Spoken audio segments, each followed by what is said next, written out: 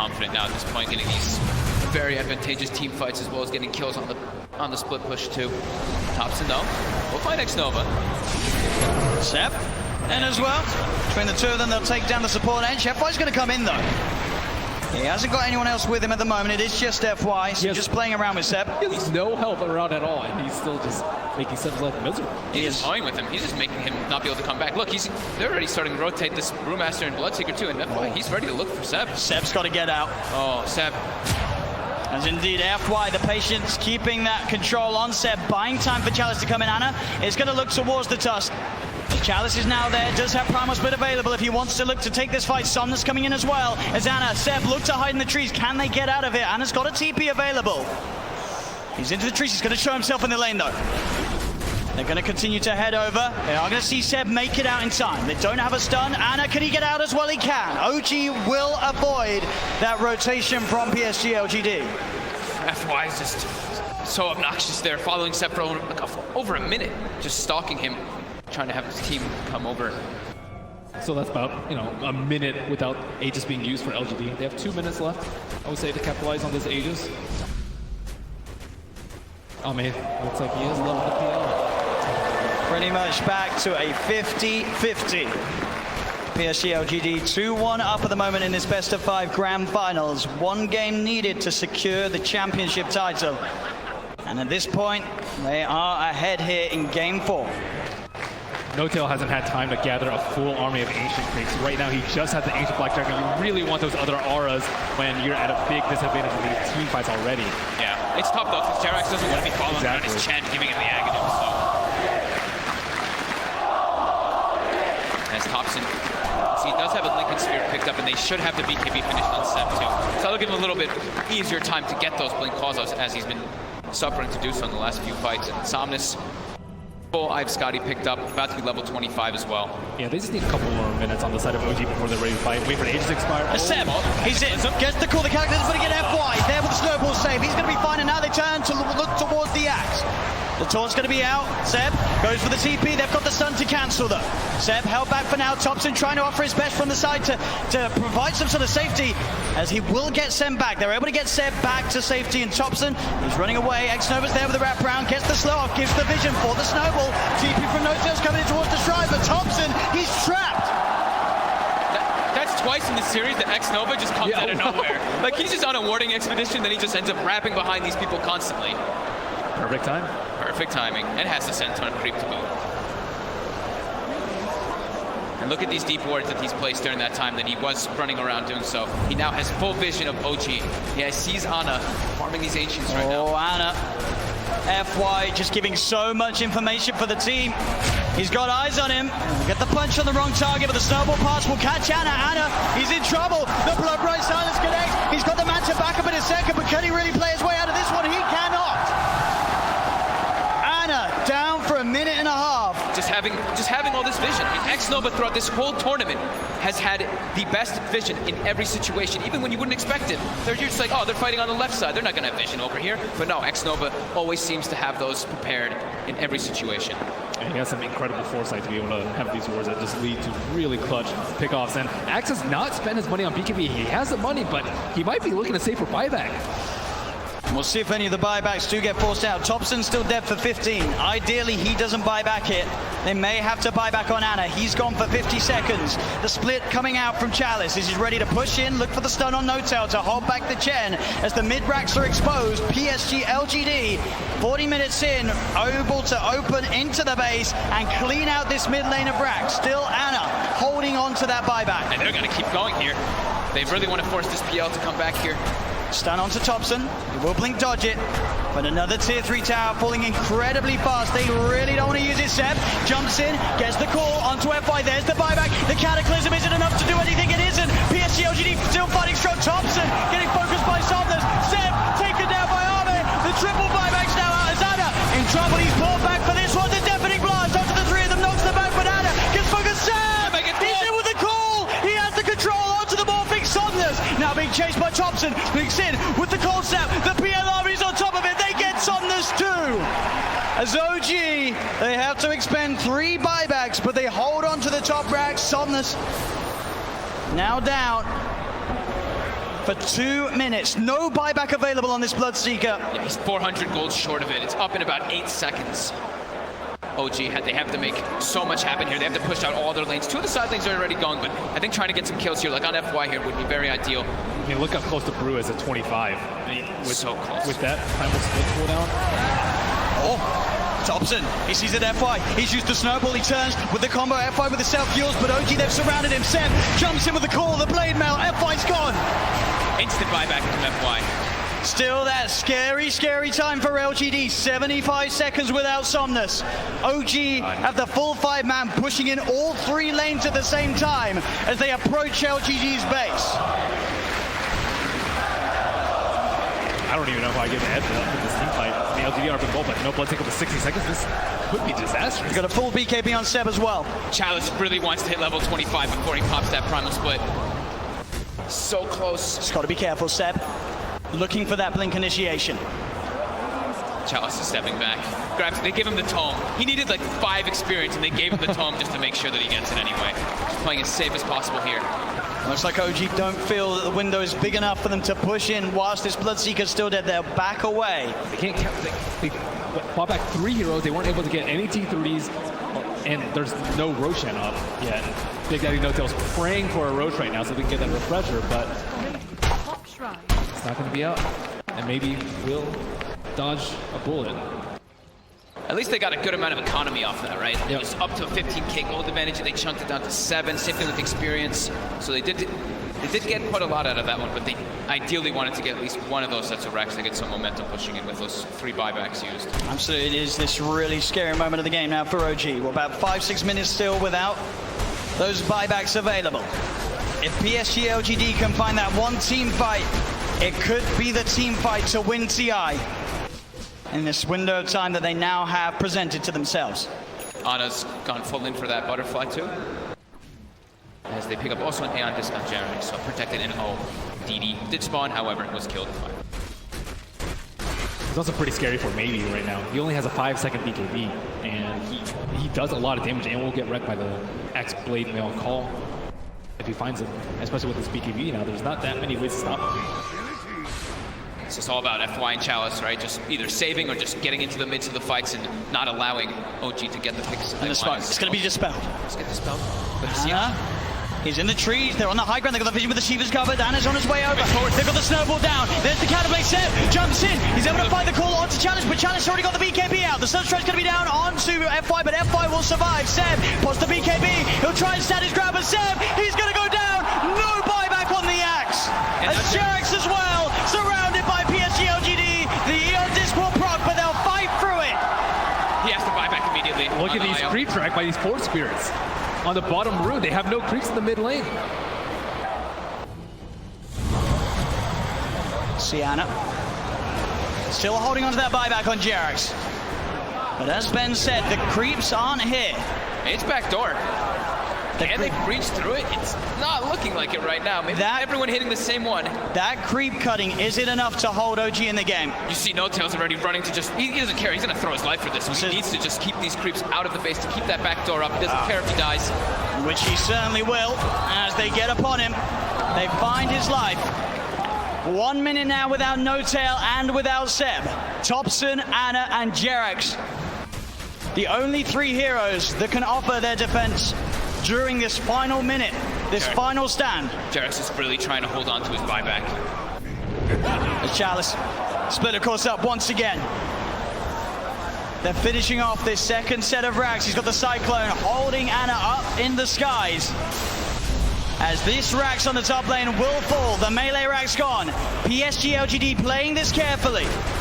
As they'll go down towards the bottom as well. Arme, doppelgangers. He's losing a fair bit of mana into the PL. Still able to shift back into that Morphling if needs be. As OG, they will lose their top racks, but they won't lose the game. PSG LGD are playing it safe. They know how close they are to victory, and they will not throw it away. And they know that the Rosh is probably respawning pretty soon, and it actually is up, so that is that refresher shard. They already have pretty much infinite primal splits up anyway, but they feel very confident here. They weren't able to deward that ward in the mid lane, so it looks like they are going for a Roach fake out. So Anna is on top of X-Nova. The Ghost Step's going to be the set. He's in. The call, the MP, the catapult, and FY is in. He's able to get the save off in time to keep this man alive. But he's got it up. Chalice is down. Buyback from X-Nova and Chalice. FY with the Invis. Somnus looking to get involved. Pots the BKB to get over the ice roll. They get on top of Seb. Seb's in trouble. Seb's gone. The axe down once again for 90 seconds. As now FY giving them the vision, but they see him. Got the doppelganger to jump away from the snowball over to Thompson, the self-fuels. FY trying to buy time for the rest of LGD to come in. Again, up into the air. Arme straight on top of No-Tail. FY will fall. Arme looking towards No-Tail. No-Tail pops the hand of God, but No-Tail beaten down by Arme and Somnus. Chalice gets the primal split off as Anna. He's been left behind in Thompson. He's got to do something incredible in terms of the combo. Can he find the angle? Jerax coming in, keeping Anna alive. Anna with the doppelganger. The deafening blast comes out onto the two of them. Anna trying to go in, looking for the kill. Can he find it in time onto X-Nova? He's on top of him, trying to beat him down. Anna again with the doppelganger, now retreating back towards the base. As X-Nova will survive. Jerax back in, the combo. Meatball down onto Chalice, but Chalice is so tanky. Monster Chief is gone. He's on top of Jerax. Jerax is gone. Anna as well. Can he really fight back against the Somnus? And X-Nova is so low. As the buyback for Jerax comes in, he's healing Anna back up. That buyback could set them up for the kill on X-Nova. The cold snap down onto the charger. They find him. Awe, he's out of mana. He's starting to shift into the strength, but he's surrounded. OG, can they find the ball? They can. OG are still in the game. Arme buys back immediately. But now it's PSG LGD's turn to be without two of their supports. Seb's going to be back up in 8 seconds. Oh my god, that buyback from Jerax onto that shrine, being able to save Anna, but Anna also toying with them with that doppel. He sent the illusion. They thought that was the real one. They actually couldn't finish him off, even though they got the thirst vision of him for a second. With the level 25 talent on the doppelganger, it's really hard to kill him. Seb, Yeah. he's looking straight for the play. Can he find Somnus? He's hunting. Somnus, he's there, Seb. He'll see him. Oh, doesn't get the call though, and now Seb. He'll be ruptured. They're looking at him, but Anna, he's straight in on top of Somnus. Somnus puts the BKB. Anna again with the doppelganger. They see Cataclysm coming out. And Somnus still alive. Anna will be able to force him away. They've got the hex. They've got the control. They're on top of him. Can they kill him in time? They can. Chalice got for 2 minutes. And Seb, he's finding, looking for Arme. Big Daddy No-Tail gets the penitence out. Only onto the illusion though. Arme able to waveform up to the high ground. Arme should be fine here. Thompson's got the ghost right. He's got Hex maybe up soon too. Oh, the doppelganger Arme's over the trees. Can he hide his way out of this? No, back. Real one. Goes for the waveform. Seb tries for the call, but he's already out of there. Nice play from Arme. And he buys so much time too for his team there. The Brewmaster was dead for 120 seconds, now only 90. Still a big window for OG. They're only without Jerax for the same amount of time. And that lead that PSG LGD had, it is going down a little bit. Only 4K, 5K at the moment with these last few fights. Obviously the 25s now coming out on OG. Thompson's into the pit. What a timely DD coming out for him too. I don't think they expected to be taken out as fast. He's almost able to solo it with the help of these summons. And that's a refresher shot. There's no way to get this. There's no way LGD can. Oh, and the Seb level 25 too. That extra Berserker's Call AoE. It catches people out. They don't expect it. It does not feel like OG T-Rex now. Yeah. The Berserker's Call now is, I mean, the AoE is massive. Really massive now when you have that talent. It's so hard to play against. Can PSG LGD do it? They've got the Basher now for Somnus. For just a 2K lead with those last big comeback plays from OG.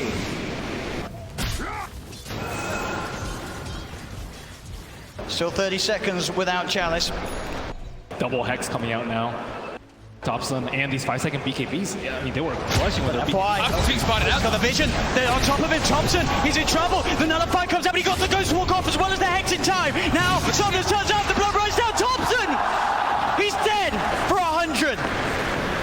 Has got the buyback available. PSG LGD will certainly look to force it out of them. FY just what a shadow blade. It just, as soon as they split up, he finds the perfect opportunity there on Thompson. You got to be careful going out on the map when FY's alive. There's every chance in the world that he's going to be watching you from the trees. And at this point, I think for Ame, it's actually going to be very worth it for him to actually just try and burn all the mana from the Phantom Lancer, so we can't doppelganger all the time. That's causing a huge issue in the team fights. And I see that Chalice is using his Dispel Magic every single cooldown on these Phantom Lancer illusions, but there's still way too many that are causing havoc in these team fights. It's too constant. Like that doppel cooldown being 3 seconds just allows him to always be able to play around a little bit around the brew. They don't really have this crazy AoE when you look at LGD's lineup to just clear out those illusions. It's really a lot based off them just trickling them down slowly with like the Shivas and the Radiants and knowing exactly which one it is. Yep, he doesn't have the crit talent, but now he does have crit from that Bloodthorn coming out.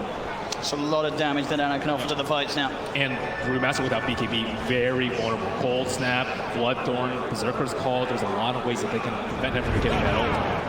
He just commits it from the back, just to be careful. Make sure that he can get it off and get some damage in onto the tier 3s. Anna's going to start to try and fight against these Primal Split Brewlings. He'll be able to find one of them. He has been silenced. He'll take down the Wind Panda 2 as well by the looks of it. There's only the Earth Panda prevails. Seb jumps and he gets the call onto the Panda, popping the BKB as well, so they won't kill the Brewlings off. They do force PSG LGD away long enough that Thompson does not have to expend his buyback. Thompson back in the game. But then they're utilizing the PL very well too, by replicating him, sending illusions to get some extra damage on the tower. It's just one Rax left that's holding LGD away from Mega Creeps. And they're straight out. They're ready with the aggressive play, OG. Thompson, can he find a catch? He's close to having vision onto X-Nova. Should be able to find X-Nova. He is stalking him. He got sights of him for a second. He's a bit far away though. Oh, the tornado. It's got him. Thompson drops the combo down upon him. The stun comes out though.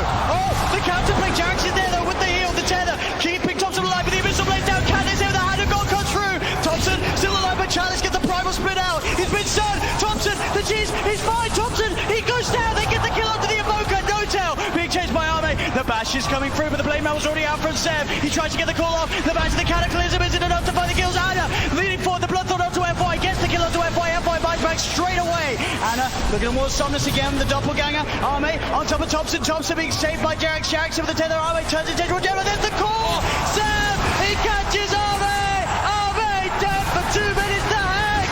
They've got Somnus as well. Oh, gee.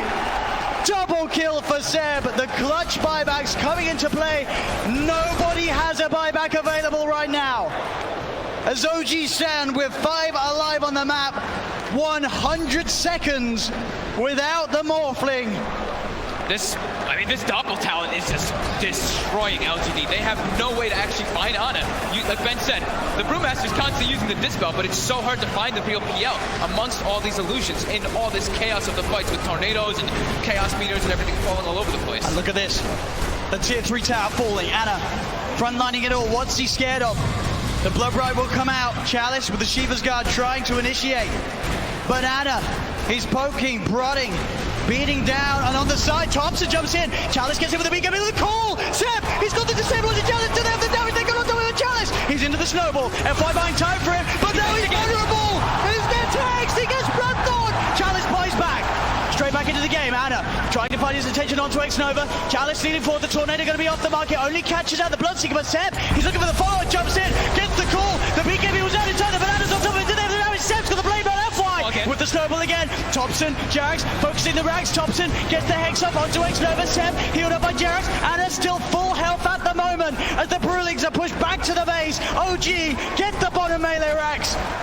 As still 30 seconds to play without the Morphling in the game. They move towards the mid lane. OG, can they really get it all here? The mid rack's falling. They've taken a full second sets, 15 painful seconds for LGD. They're gonna keep going. They want to claim their megas. Another tier 3 falls. OG onto the final set of racks that LGD have left standing. Azana, he gets kicked back. He's separated from the team, but he has the doppelganger. He's been ruptured. He needs help, but he needs it now. Jared in with the tap of the hand of God. Give it that double heal. The relocate as well. Jax gets him out. As OG will successfully disengage before that Morphling's back in, as they found both racks. Jerax will die for this one, almost certainly, as he looks to tether across, but the nullifies upon him. He has buyback though, and OG just took so much away from PSG LGD, as they only have a lone from the top lane. I can't believe it's coming. This is only 3 racks left in this game, and one of them is a range racks on the side of LGD. Buyback status. I saw X that was buyback. It was only like 600 or 700, which is crazy. But Jerax also kind of in that same net worth territory, looking at a very cheap buyback. But 2 in the game left. IO and the PL. The PL is almost unkillable at this point. Like, even without the Wisp, it's still really difficult. With the Wisp, just don't even try. We'll see this again. It's a save here from Jerax. The control is just not there, and they don't have the way to kill all these illusions constantly. And of course, look at Jerax coming in, starts that relocate channel, and is able to get it off. No one gets the control on him. Keeping it cool at the time that it means the most, but he's still able to crack a smile here in Game 4 of the TIA Grand Finals. OG making a stand, now leading 9K advantage in net worth. LD able to join us. I don't believe they actually have any 4 stabs on the side of LG. That's generally how you deal with a Scythe of Ice. And I think they can get a Scythe of Ice on the core, get a blink call, and that hero is likely dead without buyback at this point. So OG, I would say, definitely favored at this point of the game, especially with PL having buyback. LGD, they have a couple minutes to think about what they want to do before this next rotation. Yeah, they can't be totally reliant on FY just getting these perfect snowball saves, or even like I saw in the last fight too when it was down bottom, he even tried like Walrus kicking the IO away from when he was tethered from somebody else. They need to find some other ways to be able to save, in particular that Brewmaster, who is just time and time again is the most important hero, it does seem, for LGD. Yeah, I'm not exactly sure what they do with the BKB call. The snowball is the only thing, but they have Bloodthorns, they have Scythe of Ice for the Tusk, they have a lot of things available. Maybe Aeon Disc perhaps for Brewmaster. I'm not exactly sure what the best way for him to deal with it is. It looks like he is going for an Octarine perhaps for almost permanent. The sentry's down there. They see Thompson, but Thompson, he's already quick with the play. The Tornado into EMP, Cold Snap as well, they've got the Hex, but there won't be any further jumping. They just poke at Arme. They're trying to make space. They got the Mega Creeps. That's the distraction play right there. Up against the Mega Creeps. PSG LGD, it's what stands between them and the championship title here in Game 4. And they got it right before that wave, before that 59-minute mark too, so we already have the Mega Creep wave coming in, that momentum pushing onto LGD's side. And you look at their lineup, can PSG LGD's heroes deal with the Mega Creeps? It's hard. They don't really have that sort of incredible D-push or AoE sort of hard hitters to deal with it. That's kind of what they've been lacking in a lot of this game, right? That's what we've been talking about with the illusions with the PL. They've got ways to find them or ways to kill them if they find the exact one, but as for doing that, it's very tough when they don't have just the Dispel from Chalice. And he does too much damage to ignore at this point with the Bloodthorn. And on top of that, Roshan is going to respawn in about 1 minute's time. LGD, I think their buybacks are going to cool down around that time, but I just don't think they can withstand this onslaught. They really want to be able to defend this Roshan. It's super obvious when there's Mega Creeps. With Mega Creeps, that's the luxury that you have. You can just wait a couple of seconds. You know, the creeps will be hitting at your T4s if you wait. As Ana commits forward. Has no boots, but a full Eye of Scotty. 3,800 health now on this PL, who hasn't been dying for a very long time. Now he's got easier ways, easier kill opportunity, and much more survivability. Yeah, he probably has like maybe 7,000, 8,000 HP effective with the Butterfly Evasion and the heal, and the Overcharge, and the Hand of God is just way too much. And the lifesteal from Shen too, another ability.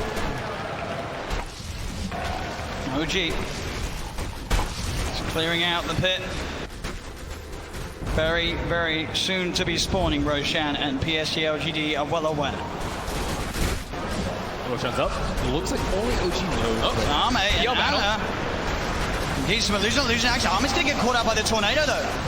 They've opened up onto him. Arme trying to get on top of Ana. The BKB pop by Chalice. He'll get the ult out. No-Tail getting got out straight away by FY with the snowball. No-Tail's dead for 100. They'll get the Chen. Ana in the midst of it, trying to lock down onto FY.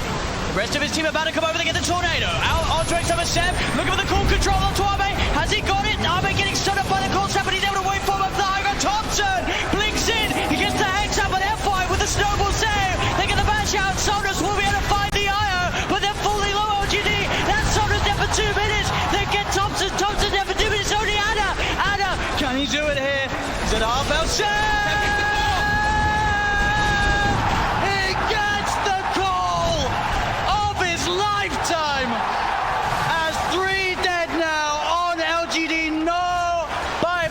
Seb will fall. Anna kept alive off the back of that fight. As that very much looked like PSG LGD were able to tip OG over the edge, but that plus 100 Berserker score, you could see Seb as well being very careful with how he used it, keeping it to that opportune moment after any potential sort of Manta dodges have been done by Thomas Arme, and he gets the call. 9 doppelgangers used just in that area around the Ancients from the PL. Just the constant barrage of illusions giving that distraction to allow Seb to get that call off. And that's another Roshan for OG.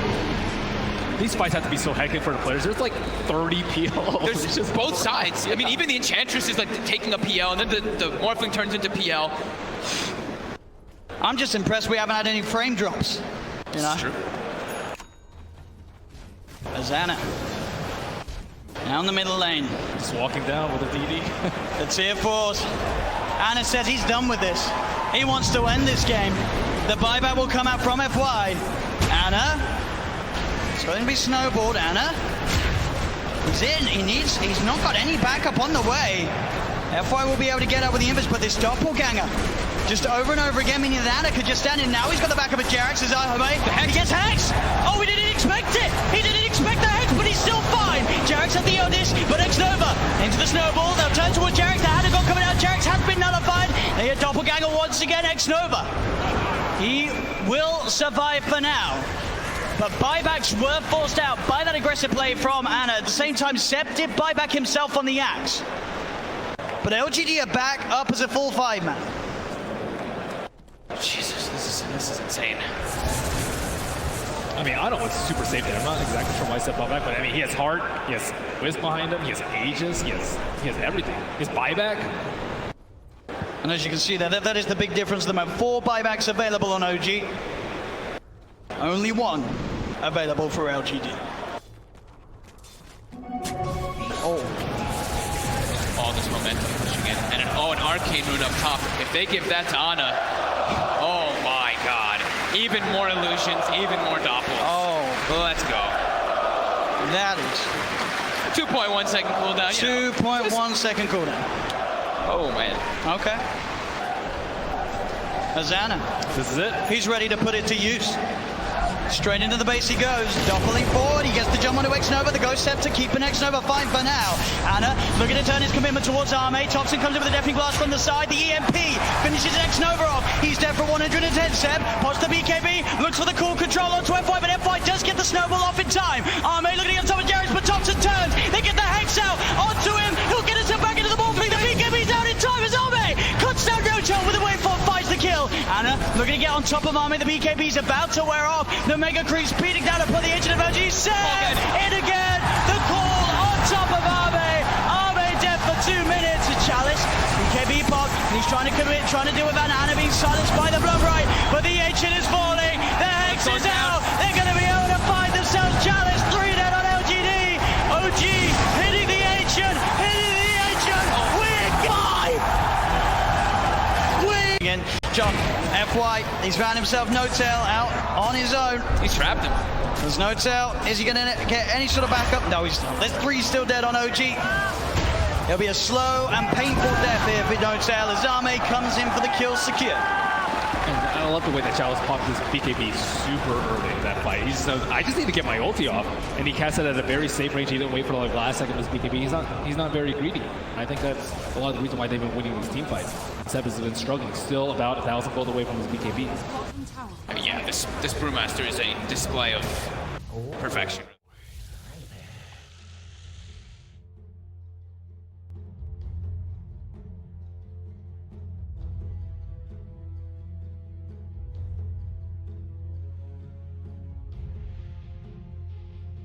All right, ladies and gentlemen, welcome back. We are here for another 1v1, this time between Super and Fantasy. It is, of course, Electronic Time. John, what the hell am I saying here? It is Cancer on Cancer.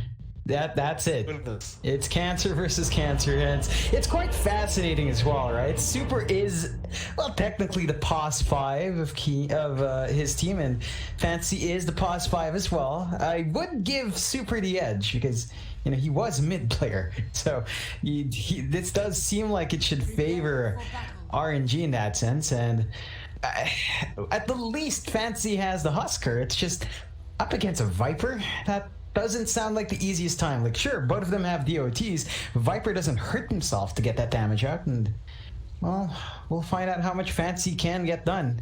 It is a cancerous lane, though. Like, this is just straight up cancer. I'm pretty sure the match should have that map. It should. Definitely should. Berserk Blood's really good. Like, Berserk's Blood can be really, really good at just keeping you alive when everyone thinks you're about to die. But you've got break mechanic and super. You've got the poison attack. Hell, he can even get to that other corrosive skit if he wants to just really punish any kind of harassment that comes to that fantasy.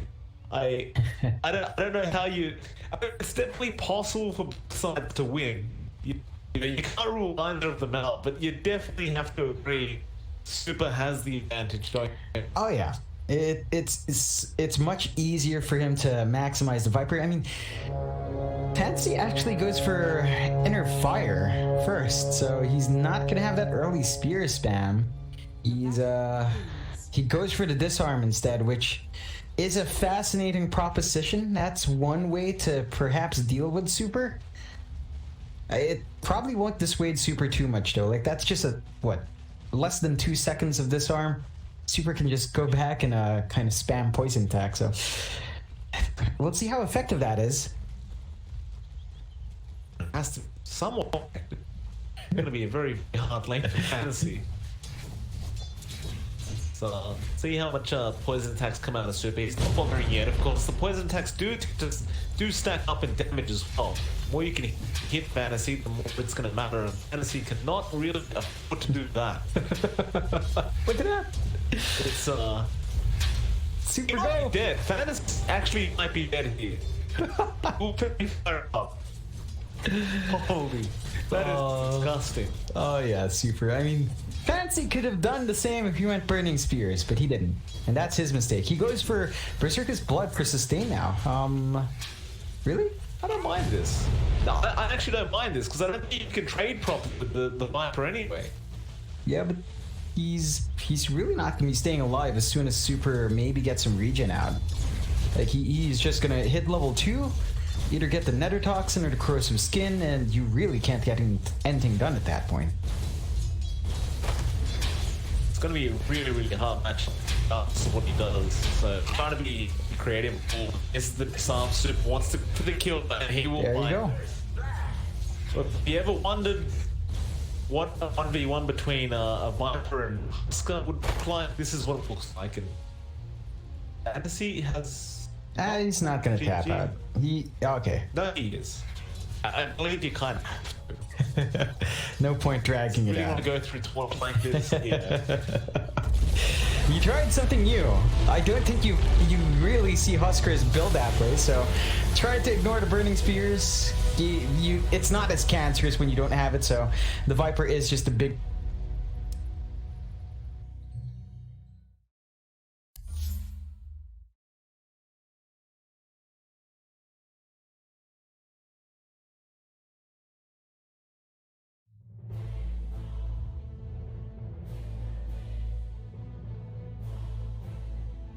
FY, he's found himself No Tail out on his own. He's trapped him. There's No Tail. Is he going to get any sort of backup? No, there's 3 still dead on OG.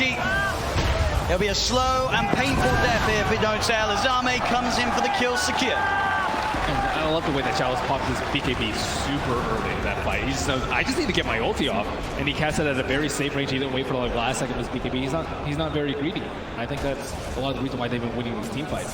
Seb has been struggling, still about 1,000 gold away from his BKB. I mean, yeah, this Brewmaster is a display of perfection, really. It's the highest level in the game with his Bloodseekers. And doing a ton of damage in the fight. It's one of the most damage in the game as an offlaner. Now has full Shiva, so even more ways. He's pretty much itemized entirely just to be like, Ana, I'm ruining your game. I've got Radiance, I've got Shivas. You're going to struggle so much in these fights as Phantom Lancer. Eric's did his best to keep Ana alive, and but Ana wasn't able to do damage because he was ruptured. He wasn't that low on HP, but still can't run around. Seb. Oh, I'm as good ninjas here. Got to be careful who shows up top. Indeed, Jerax. He's going out on his own. He doesn't expect Arme to have this invis route. As Arme will show himself. Jarex goes across, but Somnus is there. Somnus is not messing without rupturing. No mercy. They're feeling very confident now at this point, getting these very advantageous team fights as well as getting kills on the split push too. Thompson though, will find X-Nova. Sep, and as well. Between the two of them, they'll take down the support edge. FY's going to come in though. He hasn't got anyone else with him at the moment. It is just FY, so just playing around with Sep. He has no help around at all, and he's still just making Sep's life miserable. He is toying with him. He's just making him not be able to come back. Look, they're already starting to rotate this Brewmaster and Bloodseeker too, and FY, he's ready to look for Sep. Sep's got to get out. Oh, Sep. As indeed FY, the patience keeping that control on Sep, buying time for Chalice to come in. Ana is going to look towards the Tusk. Chalice is now there, does have Primal Split available if he wants to look to take this fight. Somnus coming in as well. As Ana, Sep look to hide in the trees. Can they get out of it? Ana's got a TP available. He's into the trees. He's going to show himself in the lane though. They're going to continue to head over. They are going to see Seb make it out in time. They don't have a stun. Ana, can he get out as well? He can. OG will avoid that rotation from PSG LGD. FY is just so obnoxious there, following Sep for over a minute, just stalking him, trying to have his team come over. So that's about, a minute without Aegis being used for LGD. They have 2 minutes left, I would say, to capitalize on this Aegis. Oh man, looks like he is loving the PL. Pretty much back to a 50-50. PSG LGD 2-1 up at the moment in this best of 5 grand finals. 1 game needed to secure the championship title. And at this point, they are ahead here in game 4. N0tail hasn't had time to gather a full army of Ancient Crates. Right now, he just has the Ancient Blackjack, and you really want those other auras when you're at a big disadvantage in these team fights already. Yeah, it's tough though, because Jarex doesn't want to be following around his Chen, giving him the agony. So. As Thompson, he does have a Lincoln Spirit picked up, and they should have the BKB finished on Sep too. So that'll give him a little bit easier time to get those Blink calls as he's been suffering to do so in the last few fights. And Somnus, I have Scotty picked up, about to be level 25 as well. Yeah, they just need a couple more minutes on the side of OG before they're ready to fight. Wait for the Aegis to expire. Sep, he's in, gets the call, the character is going to get FY, there with the snowball save. He's going to be fine, and now they turn to look towards the axe. The taunt's going to be out. Seb goes for the TP. They've got the stun to cancel though. Seb held back for now. Thompson trying to offer his best from the side to provide some sort of safety, as he will get Seb back. They're able to get Seb back to safety, and Thompson, he's running away. X-Nova's there with the wraparound, gets the slow off, gives the vision for the snowball. TP from N0tail's coming in towards the stride, but Thompson, he's trapped. That's twice in this series that X-Nova just comes out of nowhere. Like, he's just on a warding expedition, then he just ends up wrapping behind these people constantly. Perfect time. Perfect timing, and has the Senton creep to boot. And look at these deep wards that he's placed during that time that he was running around doing so. He now has full vision of OG. Yeah, he sees Ana farming these Ancients right now. Oh, Ana. FY just giving so much information for the team. He's got eyes on him. Get the punch on the wrong target, but the snowball pass will catch Ana. Ana, he's in trouble. The blood bright silence connects. He's got the man to back up in a second, but can he really play his way out of this one? He cannot. Ana down for a minute and a half. Just having all this vision. X-Nova throughout this whole tournament has had the best vision in every situation, even when you wouldn't expect it. They're just like, oh, they're fighting on the left side. They're not going to have vision over here. But no, X-Nova always seems to have those prepared in every situation. And he has some incredible foresight to be able to have these wars that just lead to really clutch pickoffs. And Axe has not spent his money on BKB. He has the money, but he might be looking to save for buyback. We'll see if any of the buybacks do get forced out. Thompson's still dead for 15. Ideally, he doesn't buy back it. They may have to buy back on Ana. He's gone for 50 seconds. The split coming out from Chalice. He's ready to push in, look for the stun on N0tail to hold back the Chen as the mid-racks are exposed. PSG LGD, 40 minutes in, able to open into the base and clean out this mid lane of racks. Still Ana holding on to that buyback. And they're going to keep going here. They really want to force this PL to come back here. Stun onto Thompson. He will blink dodge it. But another tier 3 tower falling incredibly fast. They really don't want to use it. Seb jumps in, gets the call onto FY. There's the buyback. The Cataclysm isn't enough to do anything. It isn't. PSG LGD still fighting strong. Thompson getting focused by Somnus. Seb taken down by Arme. The triple buyback's now out as Ana in trouble. He's pulled back for this one. The deafening blast onto the 3 of them. Knocks them back, but Ana gets focused. Seb! He's in with the call. He has the control onto the morphing Somnus. Now being chased by but Thompson blinks in with the cold snap. The PLR is on top of it. They get Somnus too. As OG, they have to expend 3 buybacks, but they hold on to the top rack. Somnus now down for 2 minutes. No buyback available on this Bloodseeker. Yeah, he's 400 gold short of it. It's up in about 8 seconds. OG, they have to make so much happen here. They have to push out all their lanes. 2 of the side lanes are already going, but I think trying to get some kills here, like on FY here, would be very ideal. I mean, look how close the Brew is at 25. I mean, So close. With that primal split cooldown. Oh, Thompson, he sees it FY. He's used the snowball. He turns with the combo FY with the self-fuels, but OG, they've surrounded him. Seb jumps in with the call, the blade mail. FY's gone. Instant buyback from FY. Still that scary time for LGD. 75 seconds without Somnus. OG have the full 5-man pushing in all 3 lanes at the same time as they approach LGD's base. I don't even know if I give a heads up with this team fight. The LGD are for the goal, but no blood take over 60 seconds. This could be disastrous. He's got a full BKB on Seb as well. Chalice really wants to hit level 25 before he pops that primal split. So close. Just got to be careful, Seb. Looking for that blink initiation. Chalice is stepping back. They give him the tome. He needed like 5 experience, and they gave him the tome just to make sure that he gets it anyway. Just playing as safe as possible here. Looks like OG don't feel that the window is big enough for them to push in whilst this Bloodseeker's still dead. They'll back away. They can't count. They fought back 3 heroes. They weren't able to get any T3s, and there's no Roshan up yet. Big Daddy No Tail's praying for a Rosh right now so they can get that refresher, but it's not going to be out. And maybe we'll dodge a bullet. At least they got a good amount of economy off that, right? Yep. It was up to a 15k gold advantage, and they chunked it down to 7. Same thing with experience. So they did get quite a lot out of that one, but they ideally wanted to get at least one of those sets of racks to get some momentum pushing in with those 3 buybacks used. Absolutely, it is this really scary moment of the game now for OG. We're about 5-6 minutes still without those buybacks available.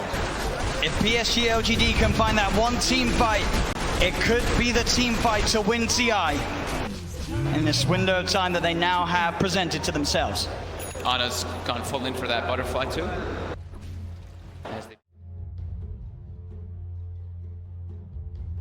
RNG's turn to ban. Keen Gaming's turn to ban.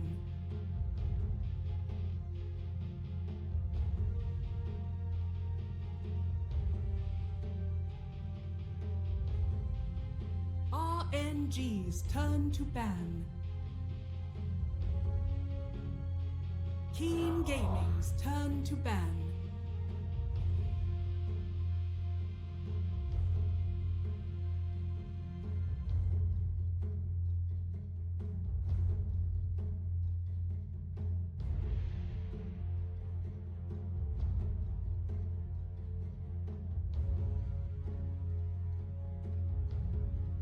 Ten seconds remaining.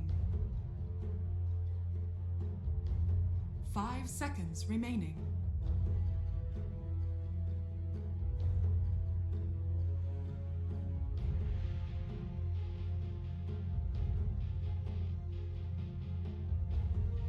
RNG's turn to ban.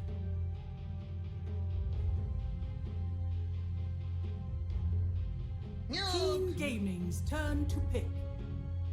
All right, phenomenal. Welcome here. Second series and first game of this best of 3 between King Gaming and Royal Never Give Up. Is MLP Dota lovely? John X5 John. We're into a second series. It took a while. I believe we're about an hour late in terms of schedule. But how are you feeling, sir? I'm feeling great. We had a pretty straightforward 1v1 coming out, and of course, RNG did win out there. Super on the Viper, just overwhelming Fancy on the Husker. And funny enough, this matchup, historically at least for 2020, I don't believe Keen has actually taken the series off of RNG. So if they do win out, this is going to be the first series they've won against RNG in past year. But historically, at least for this year, it's not looking great for Keen. No. They are the pretty big underdogs in terms of betting odds, as far as I can tell by the chat. So not. I mean, that's how I look at the odds, John. I don't really gamble myself, so I just look at the chat, see what they're saying. Like, okay, somebody said the odds are pretty bad for Keen, so must be RNG that are favorites. Of course, Keeper of the Light has been first picked by Keen game. Bro, never give up. They do go for the DK. You know what, John? The DK is growing on me.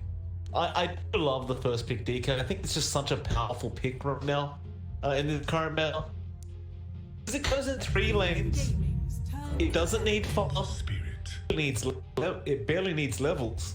How many kids do we see now that just get to level 6, rotate to the opposing lane, and just push in a tower, and eventually they just get a pink dagger, and they just initiate for their team? Yeah, it's all you really need from the DK.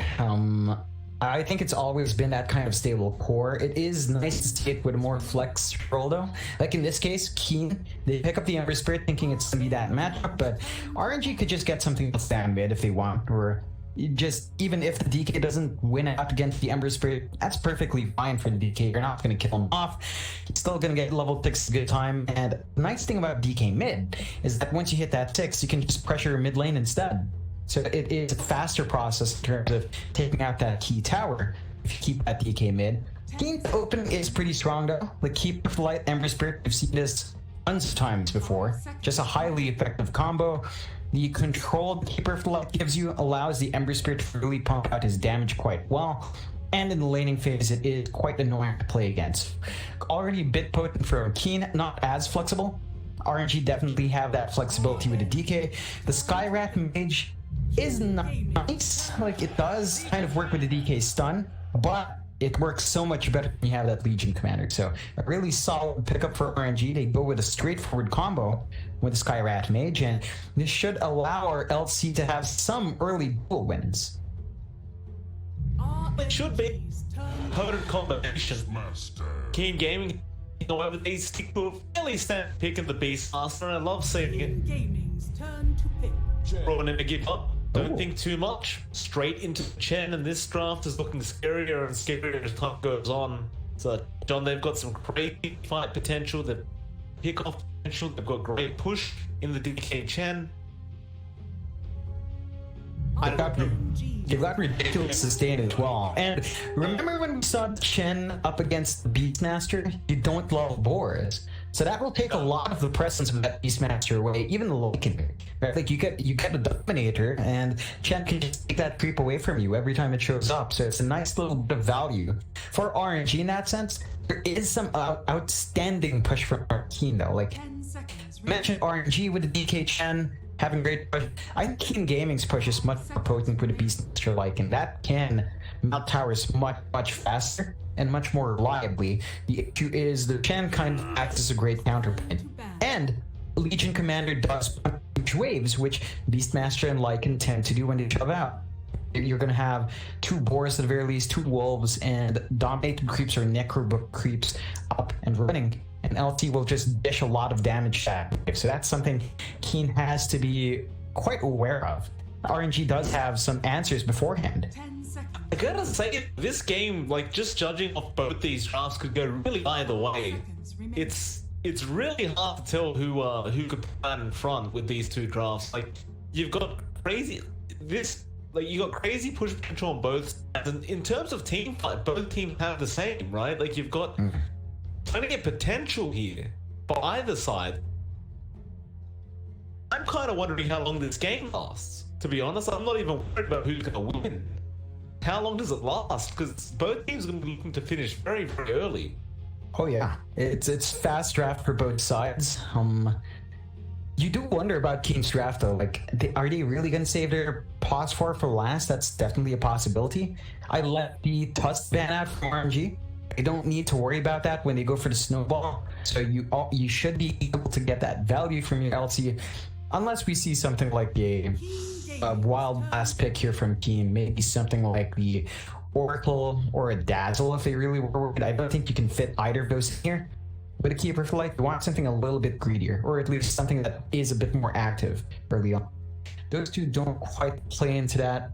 We could perhaps see something like the last pick Shaman to tie in this push draft.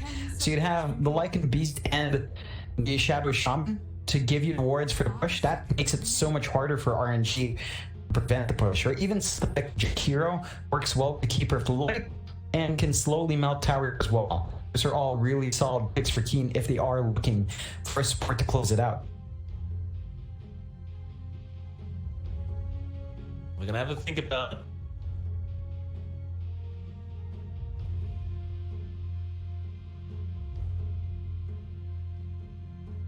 You see these kind of drafts.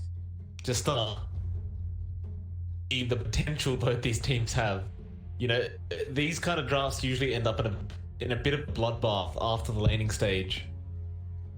Yeah, both teams will just try and secure a farm for the first 10-15 minutes, and once those core items are up, we've got to get that timing.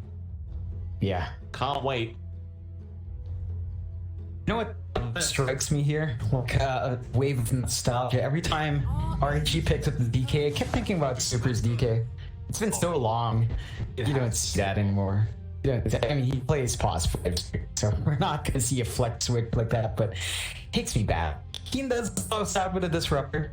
So you got that team fight potential with a Keeper of Light, not quite playing into the push, but really solid ways of taking fights and having push with a Beastmaster Lycans. Anyway, it's a well-rounded draft from Keen. They've got solutions here. They definitely have better AoE control. RNG with a Kunkka closeout do solve a bit of an issue, right? Like, he didn't have the best of ways to reliably keep the Ember Spirit or the Lycan in place. Now with the X and the Kunkka, one of these heroes will have to sit still, and we'll have to watch out for the callback. The follow-up is going to be there for RNG. Really solid drafts from both sides. Hard for me to say who I favor. I would have to maybe give a bit of an edge to Keen, simply because their push potential is definitely way up there. But the sustain from RNG is just ridiculous. It's a Chen Kunkka. Like, there is so much healing and delay there that the fights might drag a bit too long for Keen. Yeah, this is a really hard one to pick. Like, I'm kind of looking towards Raw Never Give Up, to be honest, just purely based on that last pick, Kunkka. Because now you've got to counter towards the Lycan, counter towards the M. Obviously, the boat is amazing. You still have the LC Skywrath. If you catch anyone out with the jewel, they are dead for sure. There's no getting out of it. I don't know. We're gonna have to wait and see. This is gonna be a fun match to watch between these two. Could really go either way. It's gonna be seemingly about who can hit those timings earlier and really make it work. Yeah, I still kind of worry about that Beastmaster though. Like, just a Chen prevents you from leveling up board comfortably enough, and the laning presence of Beastmaster with Wild Axes can be there in certain matchups. This is not a laning matchup where you need to go that route. Right, like the Monet is kind of tanky, but his physical armor isn't too high until you start seeing the levels in Dragon Blood, so that's something you could abuse with a Boris early, but you risk it up against a Chen. I don't think you do. I think you just go the axes. I think, you know, the axes is still going to be a better future investment. You know, instead of the balls, which are just naturally going to be stolen anyway. Super's going to be our bot for now, but it's almost certain to make the rotation back up top. But I do think if you are Zhao Fu, you just go for the wild axes and just make them work up against the DK. I've seen this over and over again with these DKs as well, John. There's just... It doesn't matter if you slow them down. You hit level 6, they start pushing towers. Yeah, and in that case, it wouldn't be too surprising if RNG did up to just play aggressively. Like, the Chen can certainly do a lot more in this kind of tri-lane than the DK. Like, DK just doesn't offer you anything as a laning partner. You know, there's no kill potential, there's no real harassment potential with DK. But you do still kind of need to babysit it, yeah. No choice coming out from Zhao Fu this game. So those boars do hurt quite a bit. Like, even just the slow that Super can take, that boar slow that comes out of them is kind of insane. So yeah, you really just don't want to give it a Super or Chen. No, you do have fancy around anyway to top up your mana. That is actually really potent if you think about it. Like Chakra and Axe Spam is super damaging. That's what I didn't think about, and that is true. That is, not to mention he lowers the cooldown, so essentially it's going to be like an Aghanim Scepter Axes straight off the bat. You know, a couple levels. Yeah, that's wild. Yeah. But now they're going to try and dish out as much harassment on Monet as they can while they have a chance. So once you hit that level 3, level 4 mark, that is all good. Monet is going to be perfectly fine. Because we'll have the mid lane where Setsu is going to be up against Blood on the A-bomb. We've seen this one before as well, and it really can go either way, but I do believe it will favor Setsu on that Kunkka. Yep, he just has a lot more harassment potential with Tideburner, doesn't expend mana to do so. Blood is still a melee hero on that Ember Spirit, so you know he's gonna have to come in to get those hits, and Setsu can punish pretty hard every single time. There's not much Blood can really do about this. Gonna go through a lot of regen. Have a look back at that lane in a bot lane. We see Eric on the Lycan. He does have a bit of a rough matchup up against the LC, right? Like the LC is just never fun to play against as a melee core, and the Lycan is one of those cores that, you know, he does need to get the Necro 3 book up before he can really do anything. Yeah, it takes a while for Lycan to build up there. Not only that, but the biggest issue for this bot lane is that YDS has no laning presence. Goes in for, but Flywind can just dispel it to press the attack. It's going to be really frustrating. YDS is basically already out of mana. He just has a Mango and Sage's Mask ready to go. September's going to be there to block the pool. We do have a bit more lag coming out again from the service, but it's okay. It's a bit past time, so let's just hope it again.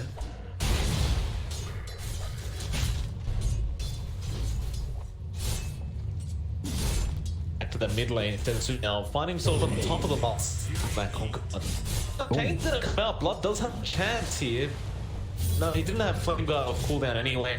Setsu, of course, just gonna XTP, which seems like a very, very fair ability to have.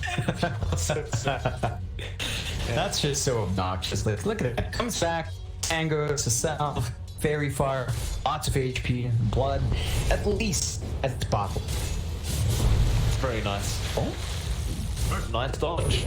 Now Setsu could be in a bit of trouble. They get the chains off. Setsu has a lot of damage. He's going to Fairy Fire up. But he does go down. He tried. He really, really did try.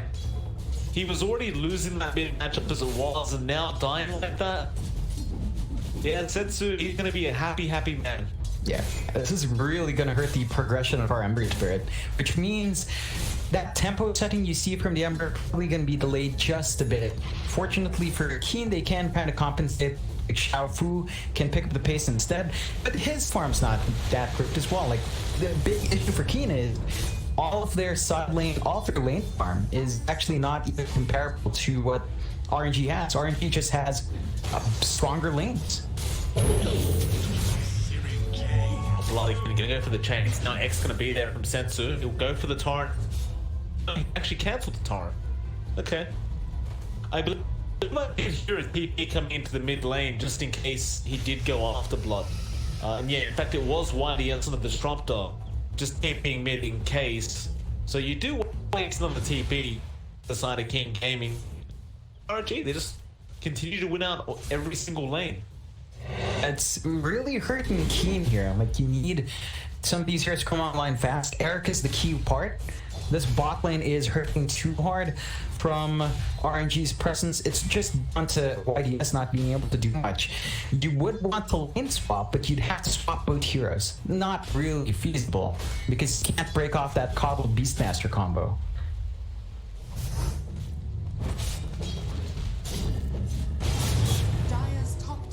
That's being a real menace.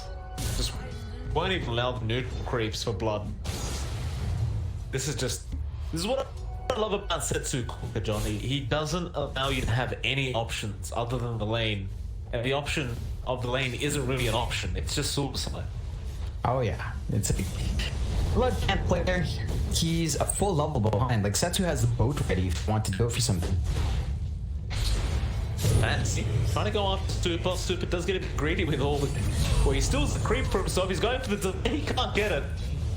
Fantasy does pick up the kill, and that death was for that Centaur Courser, I believe. He's going to send it chasing Fantasy now.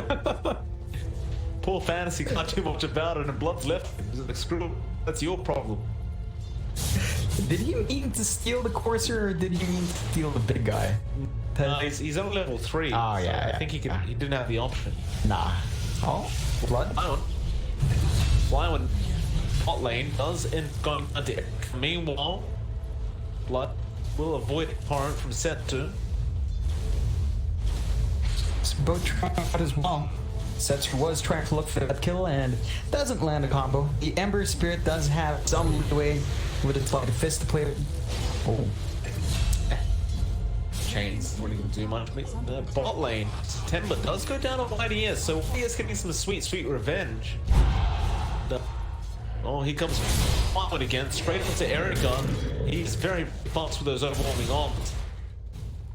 It's a bit lucky with that double hit, and oh, Erica's actually dead. Flyone just runs him down. A nice clean pickup for RNG, kind of setting the pace back to RNG in that lane, despite those kills, and this is exactly what you don't want to see for Keen early on. They needed to win out these little hints. You have to now buy time for your Lycan to finish up Necro 1, possibly Necro 2. You don't want to be 4 Necro 1, nothing else on the Lycan. You definitely need a little bit more. The bot lane is just way too dangerous for him right now. I mean, well, top he has taken that top tier 1 tower. That's what we talked about. And this level 6 gets a siege creep, pushes in level. Now Dragon Tower comes out, guess who's here? It's Sensu, sitting at level 8. Jiafu, 4 man's at level 5 and just can't do anything. In fact, Monet, he says, why not? I'm just gonna go for another tower, a bit of tier 2 chip damage. Yeah, they had a siege creep as well, so there was some decent damage. That was 500 points of damage actually onto that tier 2. Now 3k net worth advantage for RNG. That is a very early 3k. Yeah. Looking rougher. Now Erica, he's going to deal with Flyone who has Jewel available. So you're always going to be very careful for your Erica. YDS though, they does find September. Blood going to be chased out a little bit. They find the Skywrath. You sounded a bit surprised, Joe. Blood just went back to the river and caught out anywhere. Flame Guard, yeah, it's gonna save him in this situation. Monet is gonna find the kill. You call that worth if you're RNG? Oh, definitely. It was just super strange.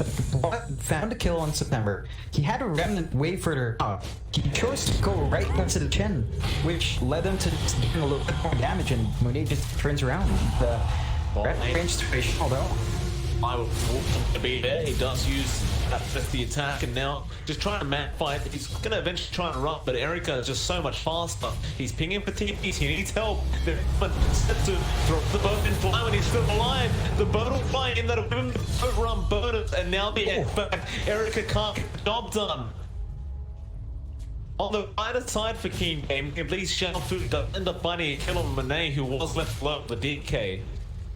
But I like the play from Sensu, just ensuring Flyone does walk out with his life intact.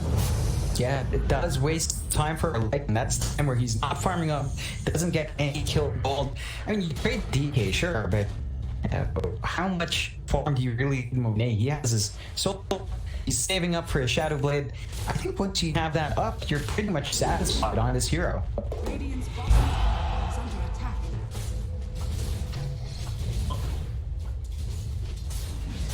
Ted Swain, top lane, just putting mage trying to Jiafu. Jiafu gonna TP. Don't waste any more time. Well, nice little sneak from Fantasy on the top post, but Monet will also grab the bottom one. Meanwhile, Courier put down with that's boots on there. I believe it was September, losing his brown boot for a couple minutes. Yeah, that hurts our Sky. He's going to be moving a bit slower than he went. Still a rather reckless positioning of that career. Maybe navigating back towards him from a TP. Just gets kind of picked off at the wrong spot. It's becoming really problematic as well for Kane. Like, Nate just easily pushing down a T1 tower, and they are nowhere to be seen. They're currently in mid, so they are starting to run down bot, but it's taken so long. T1 already down. They're gonna just try and hope to find a bit of a hero kill here, and maybe they go to September, as Monet is within vision. He's probably gonna try and TP up. I know the Axe's got it. Now they commit the ball. Next door will be dropped as well. YDS get next. Both flop. YDS will accept this death, but now September goes down on RNG. This is not the team fight you would have wanted. Perhaps we weren't expecting so many of the heroes of Keen Gaming to be there, but that is a bit too tanky to deal with anyway. Gonna try and go again. Flyone does have Jewel available, they just need an X, and Setsu, he does get it. Blood's gonna try and go for the dodge, but Remnant Away is gonna be there just in time. That was a good attempt, but nowhere near. Yeah, and you're gonna be happy with that pick off if you're Keen. You are kind of punching away a bit from it. He got his Shadow Amulet off.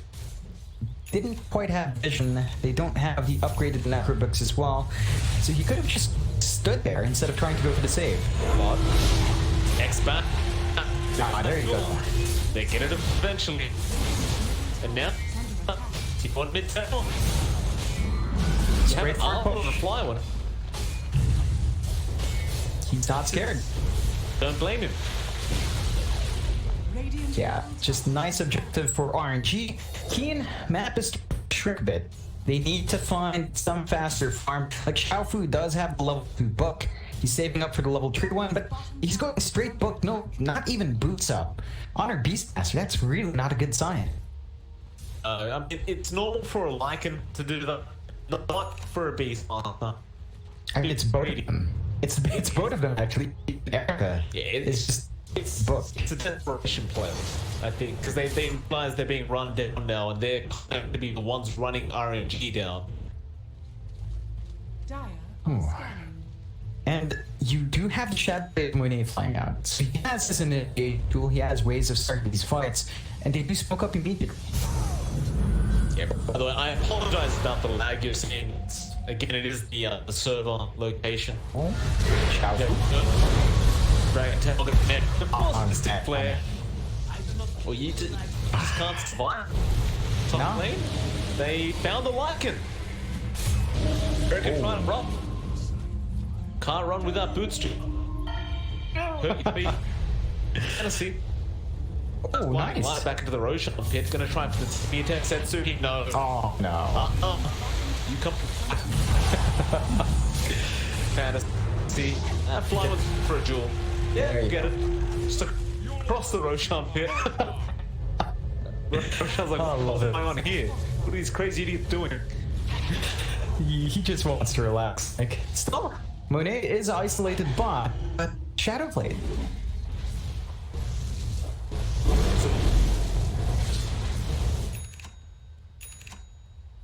Not a good time when you look at Blood as well on the Ember. Assuming he may be free farming, right? But he's just hiding in the trees. So, it's an 8k net worth lead. It's so big at 14. One of the bigger gaps we've seen. Super just hanging out with his creeps, looking for someone to walk in to 2 centaurs. Not the best spot to try to walk around, YDS. Where do we walk though?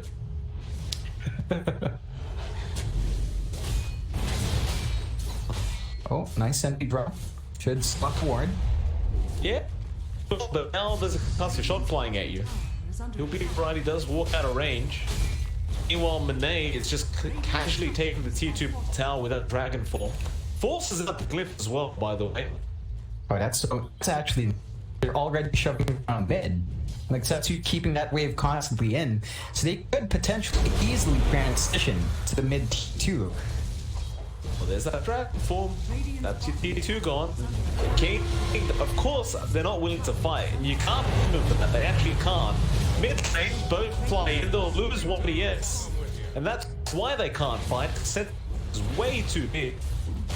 Yeah, he he's not even that well farmed on Conqueror. Like, look at the items he has. He has gold, but he only really has the armlet and phase. I asked you how the game would last, John. Not gonna last minutes. very long. Yeah, they're gonna GG's to that kid. I don't like to see these kind of things when casting, but what are you gonna do? You've got no farm. Your hero's power spike is right now. They've for Bo3 on Shao Fu. Okay. That could be it. Could be it. Gonna try to get Aurora. He does have a smoke. He's there as well. RNG, they take it 3 tower. I'll glimpse back on Flyone, but he is so tanky right now. 1.5k HP without double it on. Now, Dragon Tail a little bit. Oh, Eric, no. Torrent will not connect, but they got the X. He'll go into full form, but look who's waiting. It's gonna be Flyone. Jewel me, bro. Jumper. Getting chased down. Torrent connect, and Xiaofu's dead. Maybe they want to wait for the 20-minute mark to call GG. Well, they're slowly going to lose the map. Like, it's an 11k lead, then BKB finally for Setsu comes back in with it. You really can't conk it down. Probably not your focus. Good aim for softer targets. It's just they're always at the back. You don't have any reach. It should be blood. They have he just have missile up now at least on blood, so you got a bit more. What do you call it? There's a bit more opportunity, I guess. Maybe. You got a turn on fantasy. Both just they don't even care. Raw is finally getting better, but this now Static Storm is pretty darn nice. There's BKBs available. Setsu is BKB up. Trying to up in it. He's going to be very careful about this. Monet does finally drop. They will lose blood in the process. And on the brighter side of things, they do defend that mid-racks. They lose the D. Hey, they've had enough. Yeah, it's a nice little pickup for Keen, all things considered. Like, they do find it not quite enough to change the pace of this game, but they buy themselves some time. RNG has to be a bit careful on its callback. What's it? That's it. I mean, Setsu's just running away. I guess not. I suppose why he has to survive, to be fair. It's like they thought they'd kill him. My Setsu is just massive, and he's helping out the rest of his team. He's letting the TB back. Just with the bottle too. Yeah, so efficient. So efficient. And you have to consider that not only do they have that, but they can't always just call people in with super. Oh, they don't have to catch. Come on now, he's had the Shadow Blade a while. You've got to have detection if you're going to gank the main. Fantasy, nice little whiz. Go in, trying to find some tech bot. Erica is also going to join him, and they're just going to go off to the Gyro. Setsu, he can find Fantasy. Now both to fly in. Who's it going on? It's on Erica. A clip back onto Monet. Now a duel in the backlines. One is in core now, so he'll go down as well. It's currently a 2-for-1 trade, and that's actually not so bad for Key. You know, considering it was boost support that went down. This is the worst situation.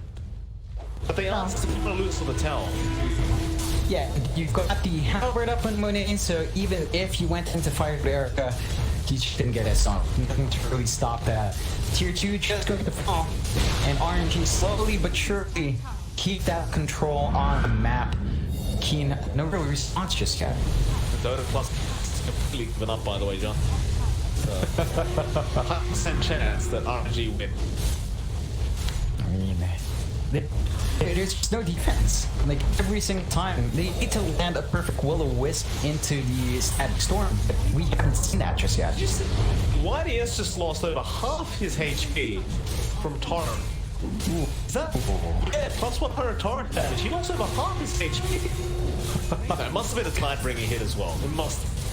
Must have been. I think it should have been. Yeah. That's not quite, well, actually.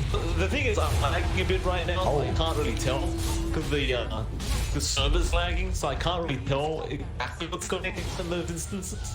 But, well, that'll be another Rax going the way of RNG. Yeah, and they are saved by the fact that RNG can't quite push the mid lane because they're still a tier 2. So they are forced to back off reluctantly and perhaps go for a Roche. That's something they could go into. It's a bit risky considering the Will-O-Wisp is going to be up in the Static Storm. So that's a comeback potential for Keen if they fight, but RNG doesn't know the rest. They just keep going. For to get extra right now, he no. He said he got the S. There's going to be a war from Vertica.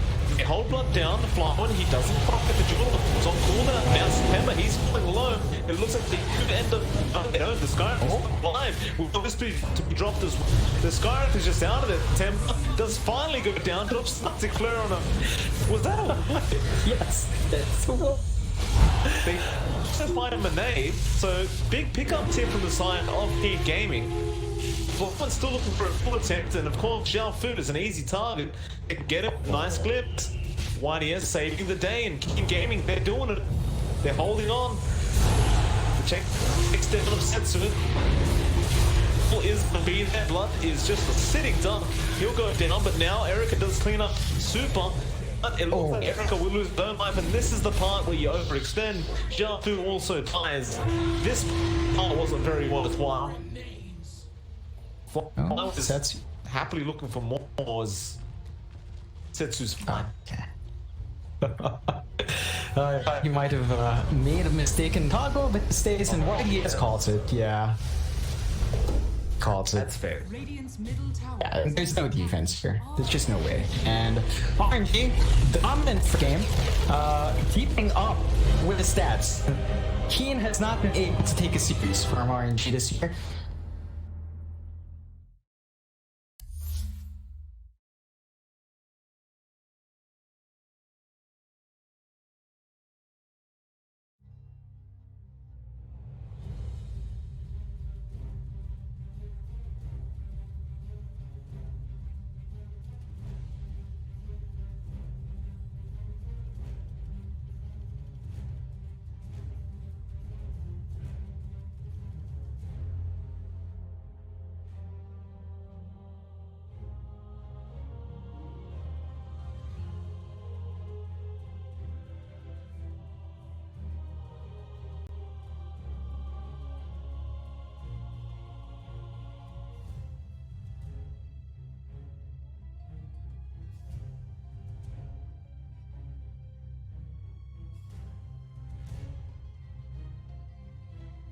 FY, he's found himself no tail out on his own. He's trapped him.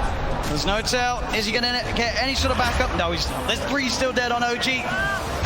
It'll be a slow and painful death here for no tail as Zame comes in for the kill secure. And I love the way that Chalice popped his BKB super early in that fight. He just knows, I just need to get my ulti off, and he cast it at a very safe range. He didn't wait for like the last second of his BKB. He's not very greedy.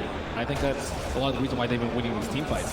Seb has been struggling, still about 1,000 gold away from his BKB. Bottom tower. I mean, yeah, this Brewmaster is a display of perfection, really. It's the highest level in the game with his Bloodseekers. And doing a ton of damage in this fight. It's one of the most damage in the game as an offlaner. Bottom tower has fallen. Now has full Shiva, so even more ways. He's pretty much itemized entirely just to be like, Ana, I'm ruining your game. I've got Radiance, I've got Shivas. You're going to struggle so much in these fights as Phantom Lancer. Eric's did his best to keep Ana alive, and but Ana wasn't able to do damage because he was ruptured. He wasn't that low on HP, but still can't run around. Seb. Oh, I'm just going to need this here. Got to be careful who shows up top. Indeed, Jerax. He's going out on his own. He doesn't expect Zame to have this invis rune. And Zame will show himself. Jerax goes across, but Somnus is there. Somnus not messing around rupturing there. No mercy. They're feeling very confident now at this point, getting these very advantageous team fights as well as getting kills on the split push too. Thompson though, we'll find X-Nova. Seb, and as well. Between the two of them, they'll take down the support edge. FY's going to come in though. He hasn't got anyone else with him at the moment. It is just FY, so just playing around with Seb. He has no help around at all, and he's still just making Seb's life miserable. He's toying with him. He's just making him not be able to come back. Look, they're already starting to rotate this Brewmaster and Bloodseeker too, and FY, he's ready to look for Seb. Seb's got to get out. Oh, Seb. As indeed, FY, the patience keeping that control on Seb, buying time for Chalice to come in. Ana is going to look towards the Tusk. Chalice is now there, does have Primal Split available if he wants to look to take this fight. Somnus coming in as well. As Ana, Seb look to hide in the trees. Can they get out of it? Ana's got a TP available. He's into the trees, he's going to show himself in the lane though. They're going to continue to head over. They are going to see Seb make it out in time. They don't have a stun. Ana, can he get out as well? He can. OG will avoid that rotation from PSG LGD. FY is just so obnoxious there, following Seb for over a minute, just stalking him, trying to have his team come over. So that's about, a minute without Aegis being used for LGD. They have 2 minutes left, I would say, to capitalize on this Aegis. Oh man, looks like he is level the PL. Pretty much back to a 50-50. PSG LGD 2-1 up at the moment in this best of 5 grand finals. 1 game needed to secure the championship title. And at this point, they are ahead here in game 4. No-Tail hasn't had time to gather a full army of Ancient Creeks. Right now, he just has the Ancient Black Dragon. You really want those other auras when you're at a big disadvantage in these team fights already. Yeah, it's tough though, because Jerax doesn't want to be calling on his Chen, giving him the Aghanim, so. As Thompson, see, he does have a Lincoln Sphere picked up, and they should have the BKB finished on Seb too. So that'll give him a little bit easier time to get those Blink Calls as he's been suffering to do so in the last few fights. And Somnus, I've Scotty picked up, about to be level 25 as well. Yeah, they just need a couple more minutes on the side of OG before they're ready to fight. Wait for Aegis to expire. Seb, he's in, gets the call, the character's going to get FY, there with the snowball save. He's going to be fine, and now they turn to look towards the axe. The taunt's going to be out. Seb goes for the TP. They've got the stun to cancel though. Seb held back for now. Thompson trying to offer his best from the side to provide some sort of safety, as he will get Seb back. They're able to get Seb back to safety, and Thompson, he's running away. X-Nova's there with the wraparound, gets the slow off, gives the vision for the snowball. TP from No-Tail's coming in towards the stride, but Thompson, he's trapped. That's twice in the series that X-Nova just comes out of nowhere. Like, he's just on a warding expedition, then he just ends up wrapping behind these people constantly. Perfect time. Perfect timing, and has the Senton creep to boot. And look at these deep wards that he's placed during that time that he was running around doing so. He now has full vision of OG. Yeah, he sees Ana farming these Ancients right now. Oh, Ana. FY just giving so much information for the team. He's got eyes on him. Get the punch on the wrong target, but the snowball pass will catch Ana. Ana, he's in trouble. The blood bright silence connects. He's got the Manta back up in a second, but can he really play his way out of this one? He cannot. RNG's turn to ban. Keen Gaming's turn to ban. RNG's turn to ban. Gaming's turn to ban.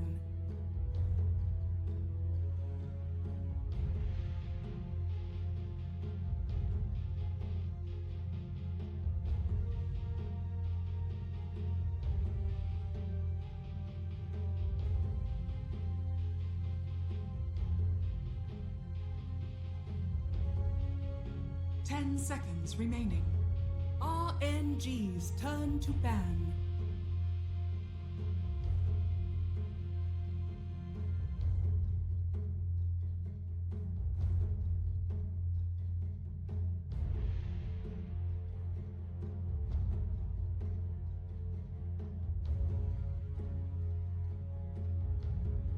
Keen Gaming's turn to pick.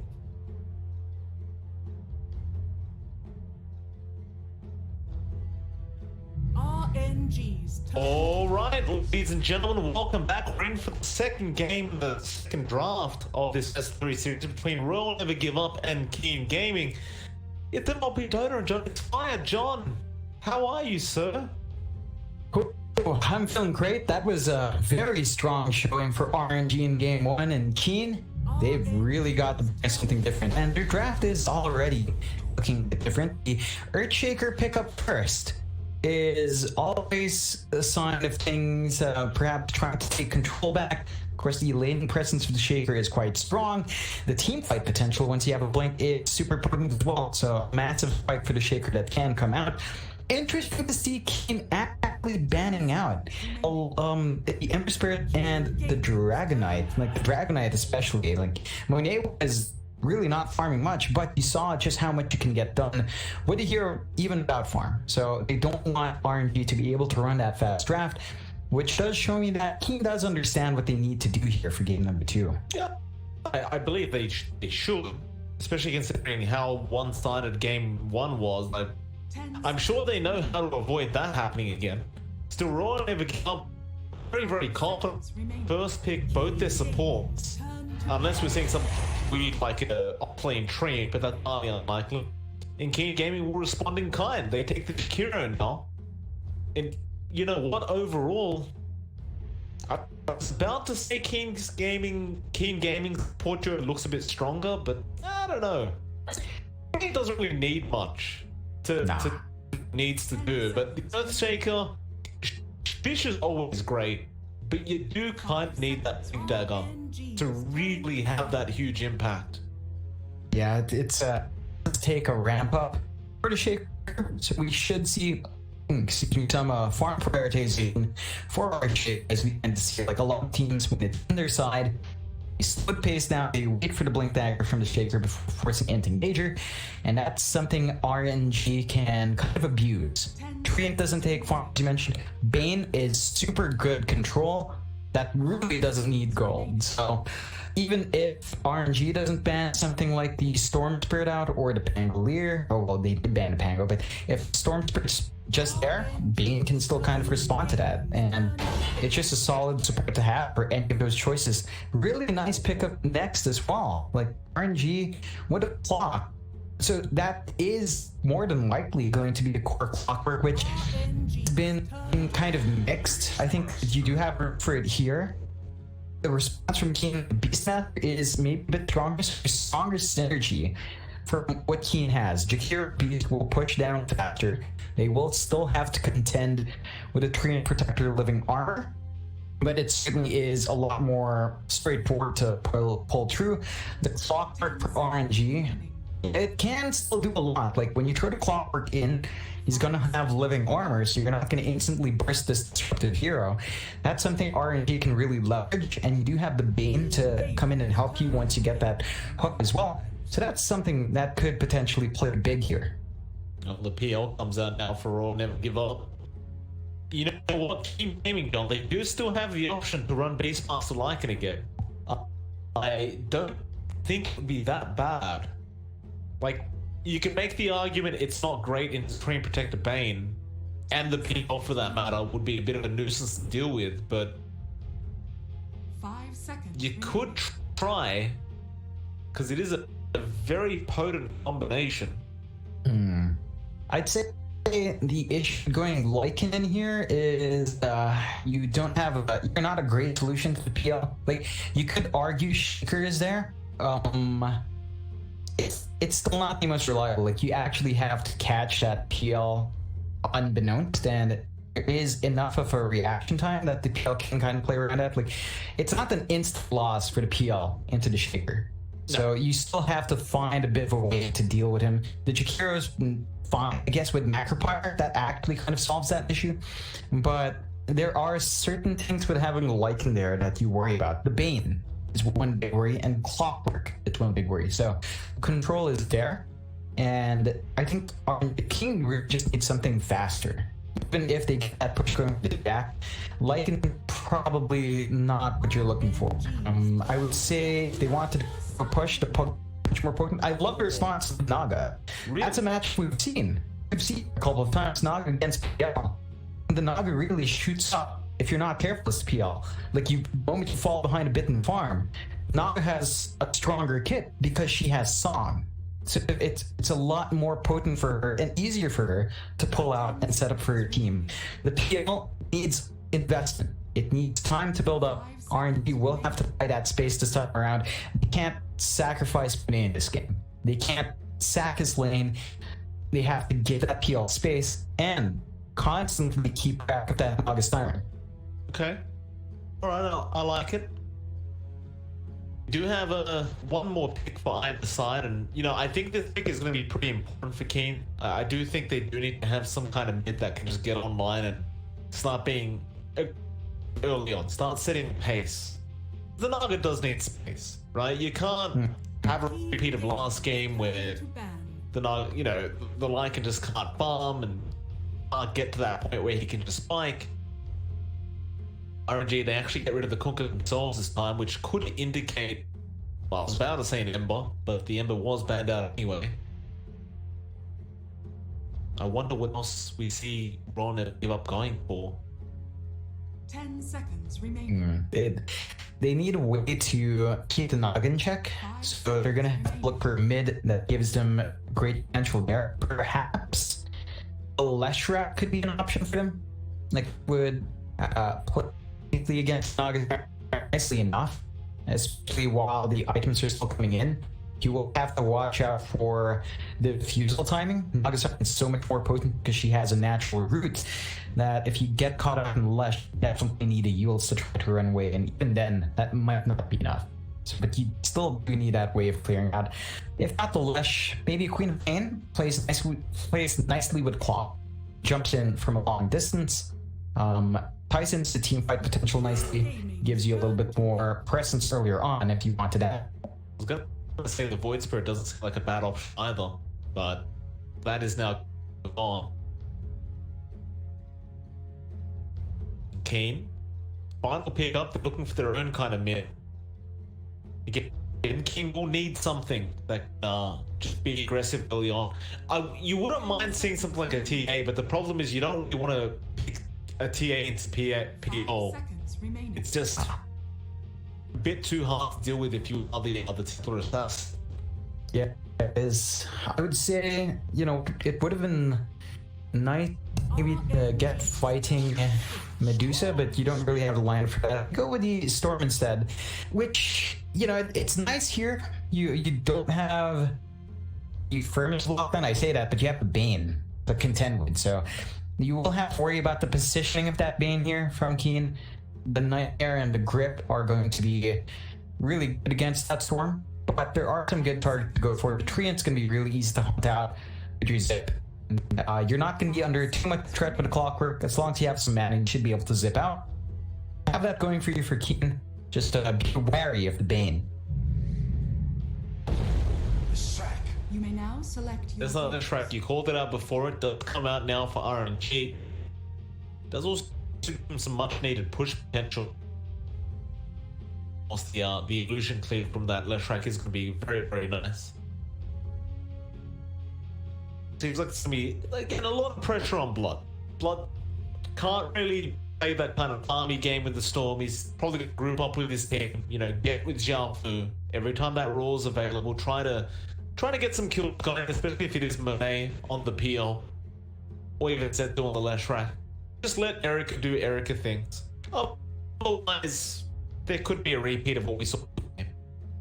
Yeah, they really need to buy space for that Naga now. The same could be said for RNG though, right? When he needs that space for himself in this game. This lineup can come online fast. They really ride on the back of Setu for RNG side. So it's that kind of reliant on the mid laners for both sides.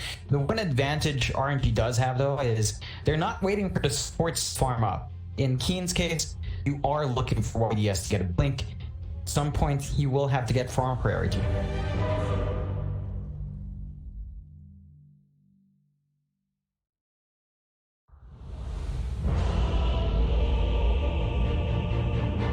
We'll get into it. Game number 2.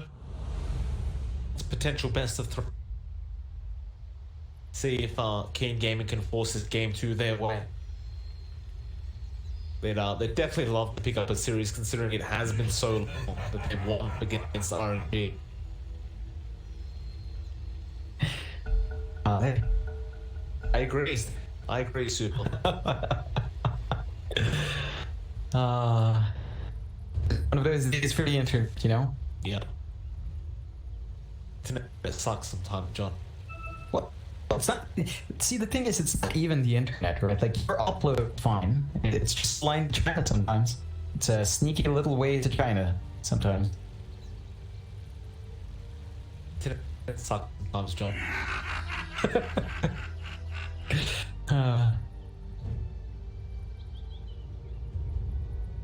Might be a bit of a beating up down bot lane by the ES. Can make some pretty impactful plays with that Fisher early. They want to be a little bit careful about the positioning. Yeah, just go for the outpost for now. Same is being done up at the top lane. RNG do take their own outpost in the Dire jungle. though. A bit of a loop around now from Monet. Brains that for Fantasy. He's already falling very, very low. Now there is going to be a rotation from Setsu. Keen Gaming, they thought they were in the driver's seat. Nice fish from YDS, but Super will still secure Monet. He has enough lands. He can't reach YDS right now to get some real nice damage out. But they found the first blood anyway. Yeah, that gives them a lot more. It is going to give them just a bit of an edge. Of course, Super did pick that up. The gold is on your Bane, but you give a Bane something like fast boots, just so much more region to play with. It's much harder to contest that lane. Well, see what he spends it on as well. He's got 650 gold sitting there. Sometimes you just want to go for some extra, just extra region in general, get some salves, get some clarities on. But those brown boots, they are very, very sweet. It looks like he may have bought them as well. He spent all his gold. Brown boots and a Sentry Ward. Yeah, just the nice little speed boost for Bane. You do see a lane as well from RNG. They walk Flywind down, they march Monet up top, and they want to get the Naga Siren up against that Clockwork. Okay. I don't mind this though, right? You do want some decent magic damage up against Erica on that Naga, who has a very high base armor anyway, and opted to go for that level 1 rocket flare, so you can't secure CS from without taking too much harassment from these illusions. Yeah, it gives you a lot more leeway. I think the big thing is that you give Monet a bit more of a manageable lane up against Xiaofu. Like, yeah, you're contending against the boar spam, but the bot lane just looks much more painful. Fantasy's damage output, along with the time Erica hit around level 3, around level 3, with Riptide up and running, you're not going to have a good time on Phantom Lancer there. 3 heroes up top. They can run a tri lane. I mean, mine's being thrown out September, but YDS with the Fisher will save the day. Super just going to face him down and sap away at that brain of YDS. They won't stick with the tri lane, obviously. September will go down back bot. He will be there with the Clockwork. And speaking of that Clockwork, John, Flywind appears to be having a completely free time so far. He's just sitting there farming away. There is a bit of hesitation there from Erica to get close to that wave. And perhaps seeing September there now, they just feel a little bit more conscious about the fact that this support could actually hurt them. Yeah, it is very potent, especially once Flywind has a point in cogs, land the cogs, you get the vines out, Nature's Wrath, damage will pump in.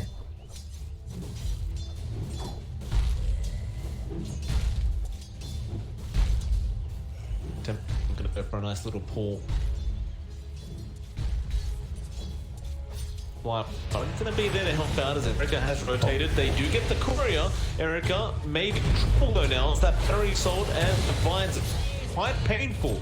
Erica gonna be chased down now. Flywind doesn't have brown boots, but may not even need it. In fact, Erica turns around and just hits him back a little bit, and that'll be enough for Flywind to just let that kill go. It does fall out the salve from the Naga Siren, and well, now they're gonna try and harass up Baxi a little bit. Man, September hits so darn hard. In fact, Yeah, it is a tree. He's actually maybe dead. I think he is. No, he won't be. Nah. September plays it safe. You are stuck in an awkward spot as the Jackal. Like, you have some versatility with the stick, but you're down to 1 tango, and that is something RNG can really burn through fast.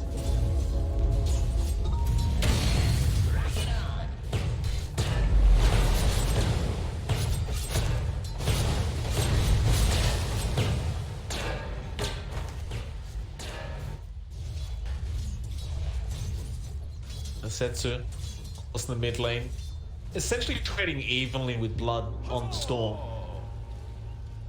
Temba tried to come in to secure the power room, but doesn't get there in time, so Blood will happily take it on the Storm.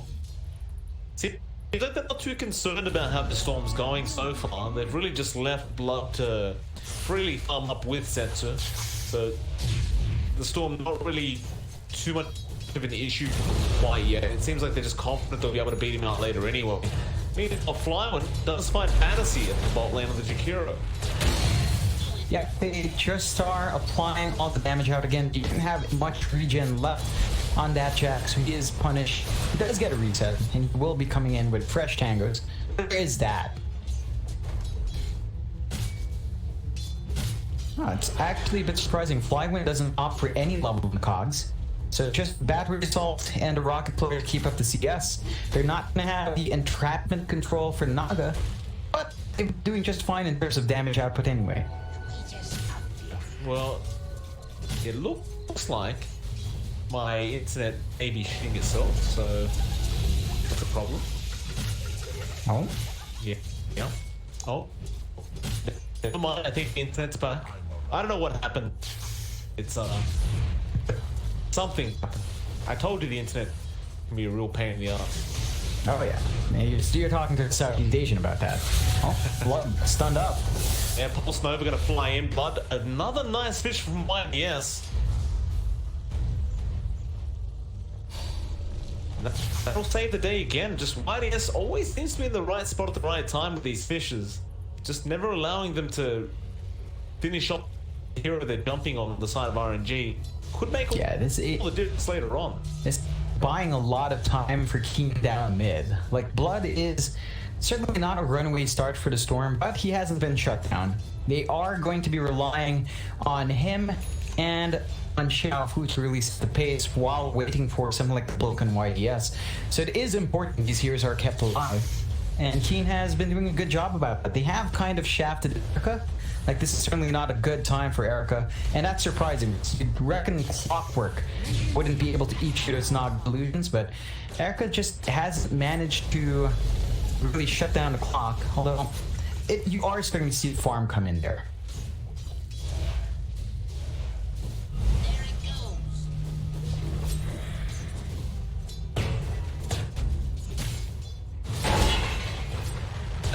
Gonna get hookshot on by Flywind, and that means Fantasy's almost likely just to die. But YDS is here once again with the Fisher. Flywind does finish off Akira, but doesn't want to lose his own life for her. Yeah. Well, unfortunately for them, it is going to be the case. RNG do drop their clock for the Akira kill. Yeah. Not the best of trades. Keen are pretty good with the punishment. And even if they have YDS walking around like this, it's not like they're really sacrificing that top lane. Like, you look at the last hits of Monet, it's most certainly not matching up to Ericus. That does mean our PL is not having as good of a time as you'd expect. You see him queuing up the Defiance first, just to have a little bit more durability, which is fair enough, but that does mean the damage output is not going to be as good as you'd want early on.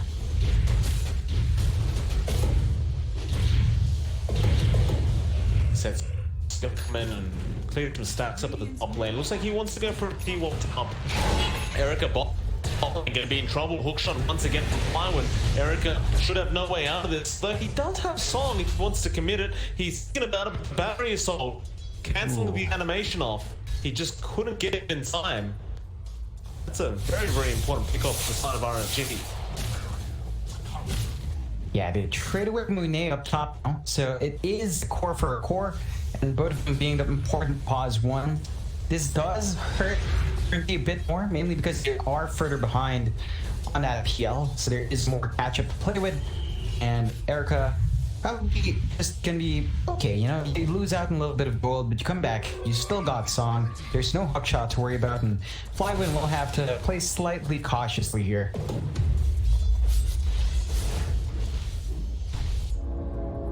How's our Storm farming, Blood? Okay, 3.k net worth almost. Just get into the jungle now, just not feeling too safe in the Storm. And well, Monet shows up on the PL now and finds Fantasy. Yeah, that's a really early rotation from Monet, but you can see his top lane's being pressured super hard. It is. Super's trying to defend on his own now. Flyman will TP back up, gets the cogs off onto Xiaofu. Battery Assault has been hitting a lot of creeps, but they have plenty of heroes around. Another great hookshot for Flyman. Just secure that kill on the Beastmaster, make sure he can't shoot them out. And overall, overall, I think you're still seeing pretty happy if you are RNG. You've got that slight net worth hit of 1k. The game is definitely a lot slower than last game around, but that is sort of to be expected because those last halves were very, you know, one way or the other. It wasn't going to be very even. September, meanwhile, top lane doesn't have overgrowth right now, so it's going to be an easy kill. Maybe it won't be. Split Earth comes in from Setsu. They are defending their support tree in white. Yes, he does finally get the kill. Super trying to dish this damage here to Blood, but he's surrounded. Zhao Fu comes in with the roar. And they are going to be able to find Setsu, it seems. Is they get a bit too overly confident RNG, they do get punished for it. Yeah, they lose out on a really big kill. They only find Shaker, not the most worthwhile trade. You are very happy with your Blood. You're around to soak a lot of kills, and this is going to help the pacing for Storm. The biggest target to really pick off there. Right now, RNG, they've got to temper themselves. Like, yeah, they are feeling pretty strong. They have their 6s up, they're good to go. They need to focus on objectives first. They don't really have a map control advantage, and that does mean Keen can respond to these aggressive plays quite well.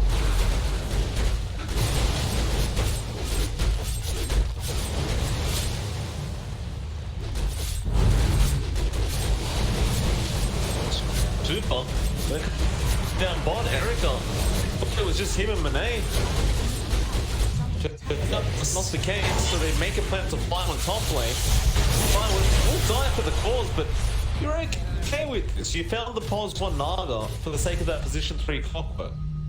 Yeah, 100%. Worthwhile trade for Keen. Find a bigger target. They will likely lose out in the tower. They're not quite set up to push out a lane themselves, so that is going to be a nice objective pickup for Keen. RNG has kind of sacked that top lane anyway, so they're not going to be minded too much. There is really lovely ward from Kino. This is a ward we've seen a lot of teams struggle with in the triangle. We've got that nice staircase ward that doesn't block camp, and RNG should be careful. That does give Keen a really good way of taking control of that triangle.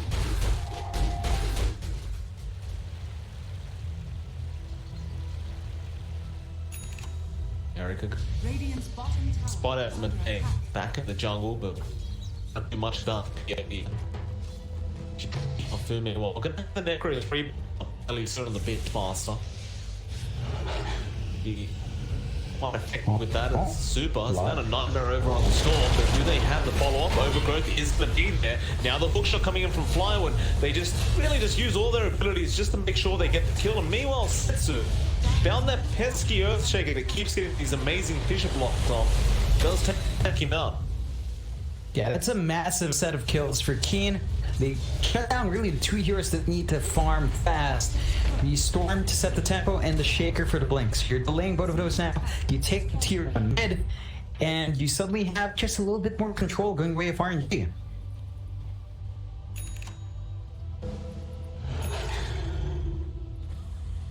Growth 3 will come put off further. I mean, that's great, but he's at that situation on the Beastmaster ones more where it's Necro Book, nothing else. It's not the fastest farm from our Beastmaster, and it most certainly does make a big difference in push. They need to dedicate themselves to that push a bit more, but they don't quite feel comfy. Beyond that top lane, like they need to find perhaps the mid. That's really the pertinent point. If they take out the mid tier 1, they can take control of this triangle area where there has been a little bit too much farm going to RNG. Yep. Yeah, I mean, Setsu's almost at that point where he's got BOTs up now. So maybe we have just waited way too long. They can still try and shut down Monet's part on the PO, take those towers, but he's getting close to a diffusal now as well. He's got that Liquipedia blade up, the initial one. You give him time, a couple minutes, he might have the diffusal up with it. That point where he may feel very, very confident to just start fighting with his team, as he does have a good defiance up. Yeah, I'm actually a bit surprised that when you look at Erica in comparison, Erica opts for the fast Manta, which is, you know, more common. We have a couple of Nagas go for the diffusal first. You're raw. Ooh. Echo being committed as well, all onto the clock, and Nightmare going to be there to try and help out the Overgrowth as well, but they are going to get the clockwork kill. Now there's it forward with the Super trying to find this. They are also going to be able to collect. Blood does the double kill on Storm, and yeah, things aren't looking too bad for Keen. Like, they are behind in their work, but in terms of kill potential, it's certainly coming online. It really is, and this is the moment when they should be taking advantage of that. Their Storm is pretty darn strong. Blood has his Kai up. He's ready to go. With a Beastmaster and Necro Bo3, of course, and a lot of potent control coming out. Clear that mid-tier 1 that I was looking for them to do. This does give them more control. You look at that top lane. Look at that sentry drop. It's not in range. Shift Hobbs. So they're playing unsafe. And he can most certainly abuse that. Every time. Great ward. It's really awkward ward as well, because you want to get maximum value out of the sentry. You don't really want to place it to the left, because you might miss the right side ward. So yeah, that's super awkward.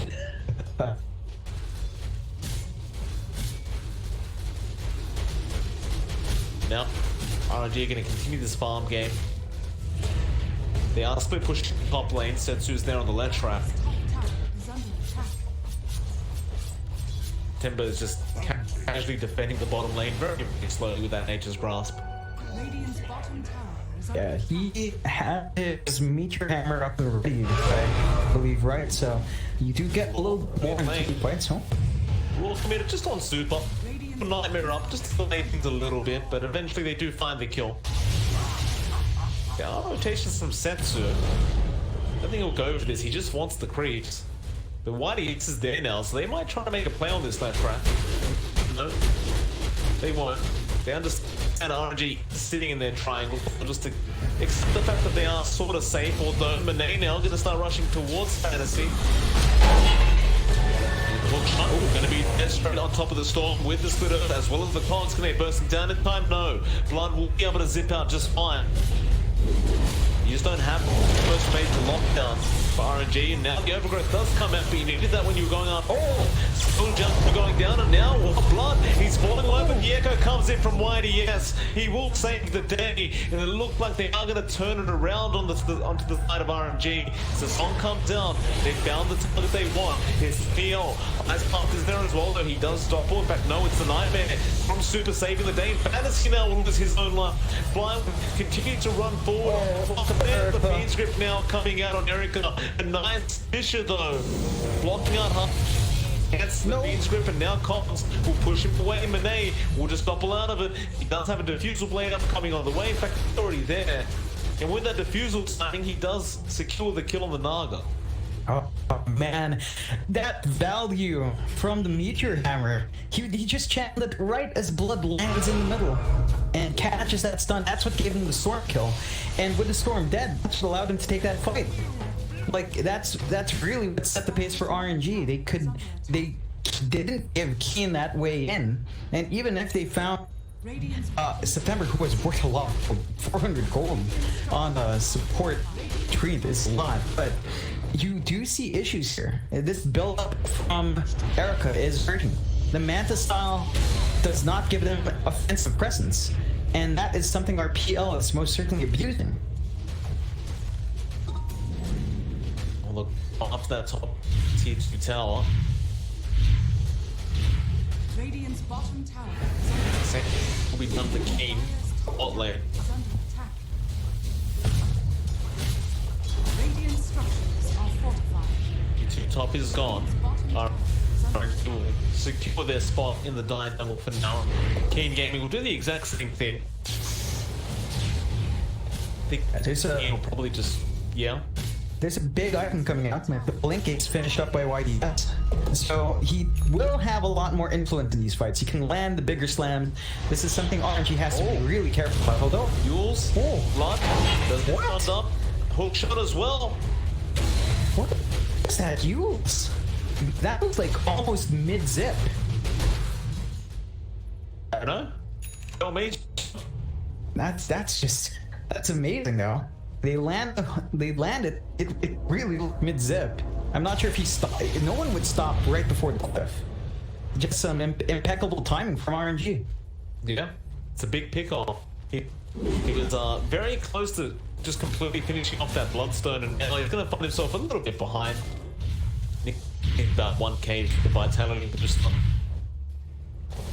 that RNG more than happily going to start forcing them to C1 again. They've extended their network, I think it's K now. Not really too big of a deal, but it's been slowly going up. Definitely a lot more multi-claim all those streams.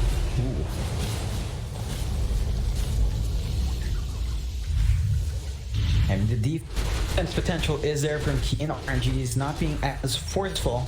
There are a couple of build-ups here from RNG that are curious. Monet is actually going for the SNY instead. Just going for much more offensive builds rather than the potential you get from Mansell with the dodge and the safer stack buildup. Just wants to have a little bit more control and potency with his right clicks. I don't mind too much. I think it's okay. Like this, the status resistance is quite nice. It's on Yasha as well. Up against all the stuns that the King Gaming have. Zhao Fu. That's fair. Gonna start rushing forward in the smoke, trying to find a raw target. He has his own blink up now as well.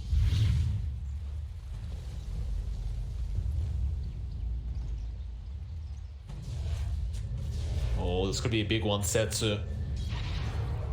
It's the one they want. Oh, Hawks down. Monet baiting here for his team. Very dangerous. I don't think they're aware that the Earthshaker has blink. Hookshot will not connect from Flywan. Flywan is still just happily going in with that hatred, but now he sees the rest of the team. Gets his stand up and puts the cogs down. I thought this is going to get it while the S will block him with the Fisher as well. Just lock this kill in, but no. They don't feel confident. Ooh, that was a lot of caution, Keen. That would have been a very nice pick off to set them up. But I think they were aware that RNG was hanging right behind. They just go a bit safer. Although, Blood trying to hunt September. Yeah, won't quite get there. Seems like he's trying to find those supports that can actually hold Blood down. It's the main concern here for King, because once Blood's dead, King kind of falling apart. They allowed to claim this tier 10 auras with any sort of defense coming out from RNG. They just start farming across the map. The sense of immediately start pushing at the top. They might find Jiafu in fact. Jiafu goes for a raw. There is a zip coming in from Blood. They really want Setsu. They should be able to get him. A great pick up here. Jiafu will lose his life with Frozen. Now Flywan, he's going to be with Blood. Find the storm. Rocket flare won't land. Super is right next to him. So close you can smell him, and Blood will zip away. No mana left on the storm, but Super knows where they go. Oh, the hook shot. Perfect from Flywan. Now, with the feet. Was that worthwhile? Like, you lost the Beast Monster and the Storm for the sake of that last rank? Really not worthwhile. He lost a lot of charges on our Storm. He drops below 14 once more, down to 12. And that's pretty much a fresh Bloodstone. So not the position you want to be with that. You really want to snowball a bit harder. You know, the curious thing about Keen is that we have not seen the Blink Slam play from YDS. That is key to them setting the pace of the game, setting the momentum here. And YDS has been super cautious. I get trying to land big slams, but not to claw your way back in, you need to get that spell use out. Is it him or is it his team? Because it seems like he needs someone else to go in first. They are going to find that kill into Setsu again. Now, Zong will come out from America just to lock the tree and make sure nobody else is behind. Path will be there. Flywan, he was trying to help out. Where in September, he blinks away, gets a huge overgrowth. He won't go for the full media hammer. He does go for the lines, and now, this hook shot from Flywan on for Fantasy. The rest of the team is here, and it looks like Fantasy will probably die. Try and chase for more Blood. So that's plenty of mana. He should be okay. He was standing right next to September for a bit longer than you'd want. Oh, raw? Could have. back out on the Bane. Bane will probably defend his support this time around. Why S gonna die for this? Oh no. I mean, if we're expecting the Storm to help him out, it looks like the units do get Bane eventually. So, I guess there's that. Like you got the Bane kill. I mean the Bane kill. Yeah, it's not great, PM. They do bring the net worth advantage back down to 1K. Not really something that's playing in their favor. The biggest issue with that is it's on Erica. It's all on Naga Siren, and Erica is growing quite big. Like, you've got the Diffusal, of course. You have the Basher. You go straight to the Abyssal, and that's when the Naga Siren can start to be that massive menace. They just have to be super cautious because Erica has no defensive items, and they have to really be on point with the song usage, because if they don't, then there are so many windows for RNG to just pick off this Naga.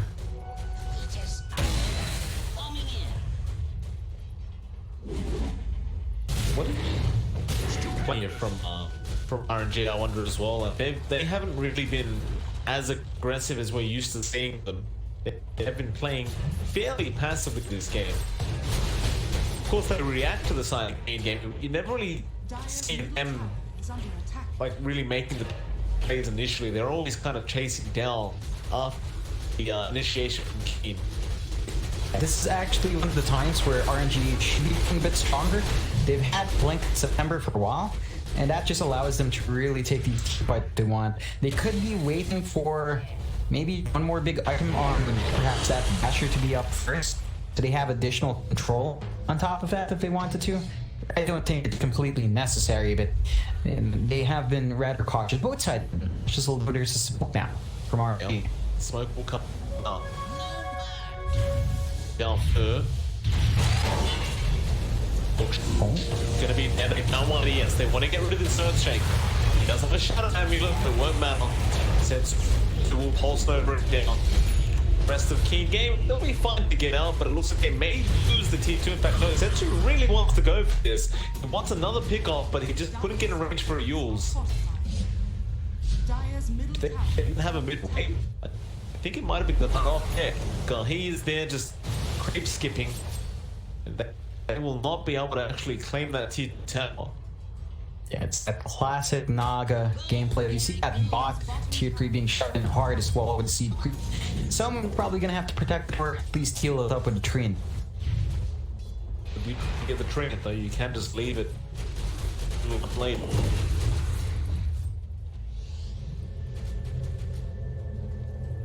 On. YDS gonna TP in. We've been up the smoke. This under a war though, portion of it.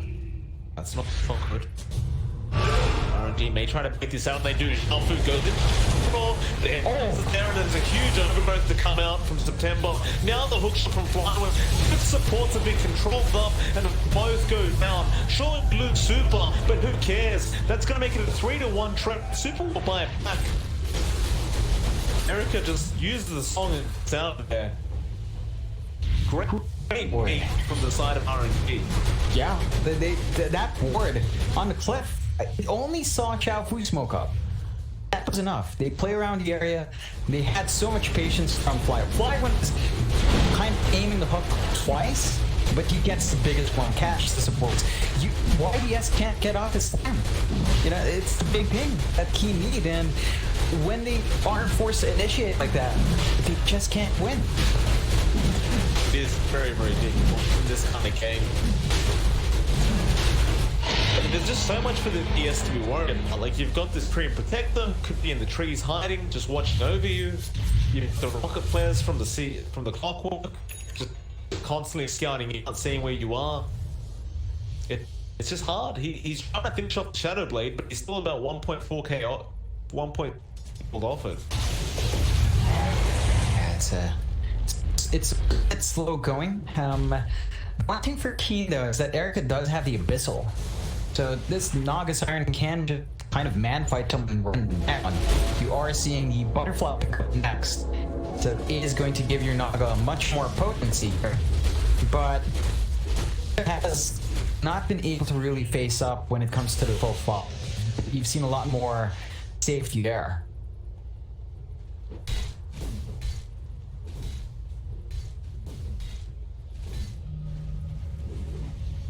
You don't have an Abyssal coming out now on the PL. I mean, not coming out, he is still buying it.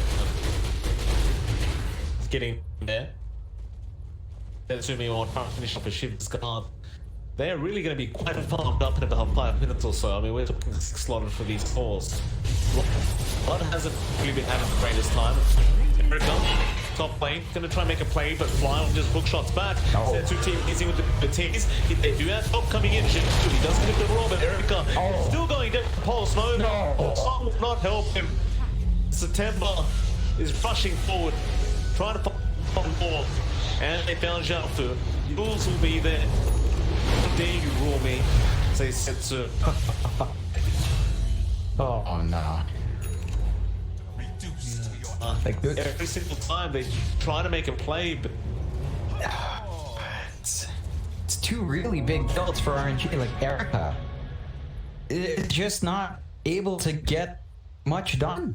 Like you've got the Abyssal, you've got the Diffusal, you've got the Manta, you've got all these offensive builds, but it's just not enough.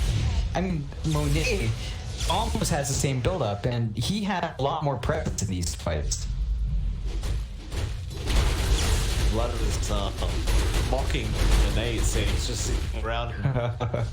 I agree. I think Blood should probably focus on farming up that big more so than that. Yeah, you have Monet really close to the Abyssal, so Blood shouldn't be teasing for too long. It's the Abyssal's up.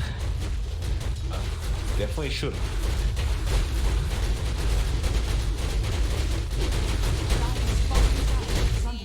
Mid lane, it could be implied from RNG. Iron Setsu. Pop allocating. Of course, there is going to be a glyph to come down.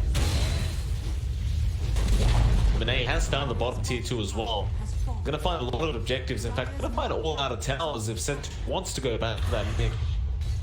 He doesn't, but Fly won't do it by himself. Fly, you can do it.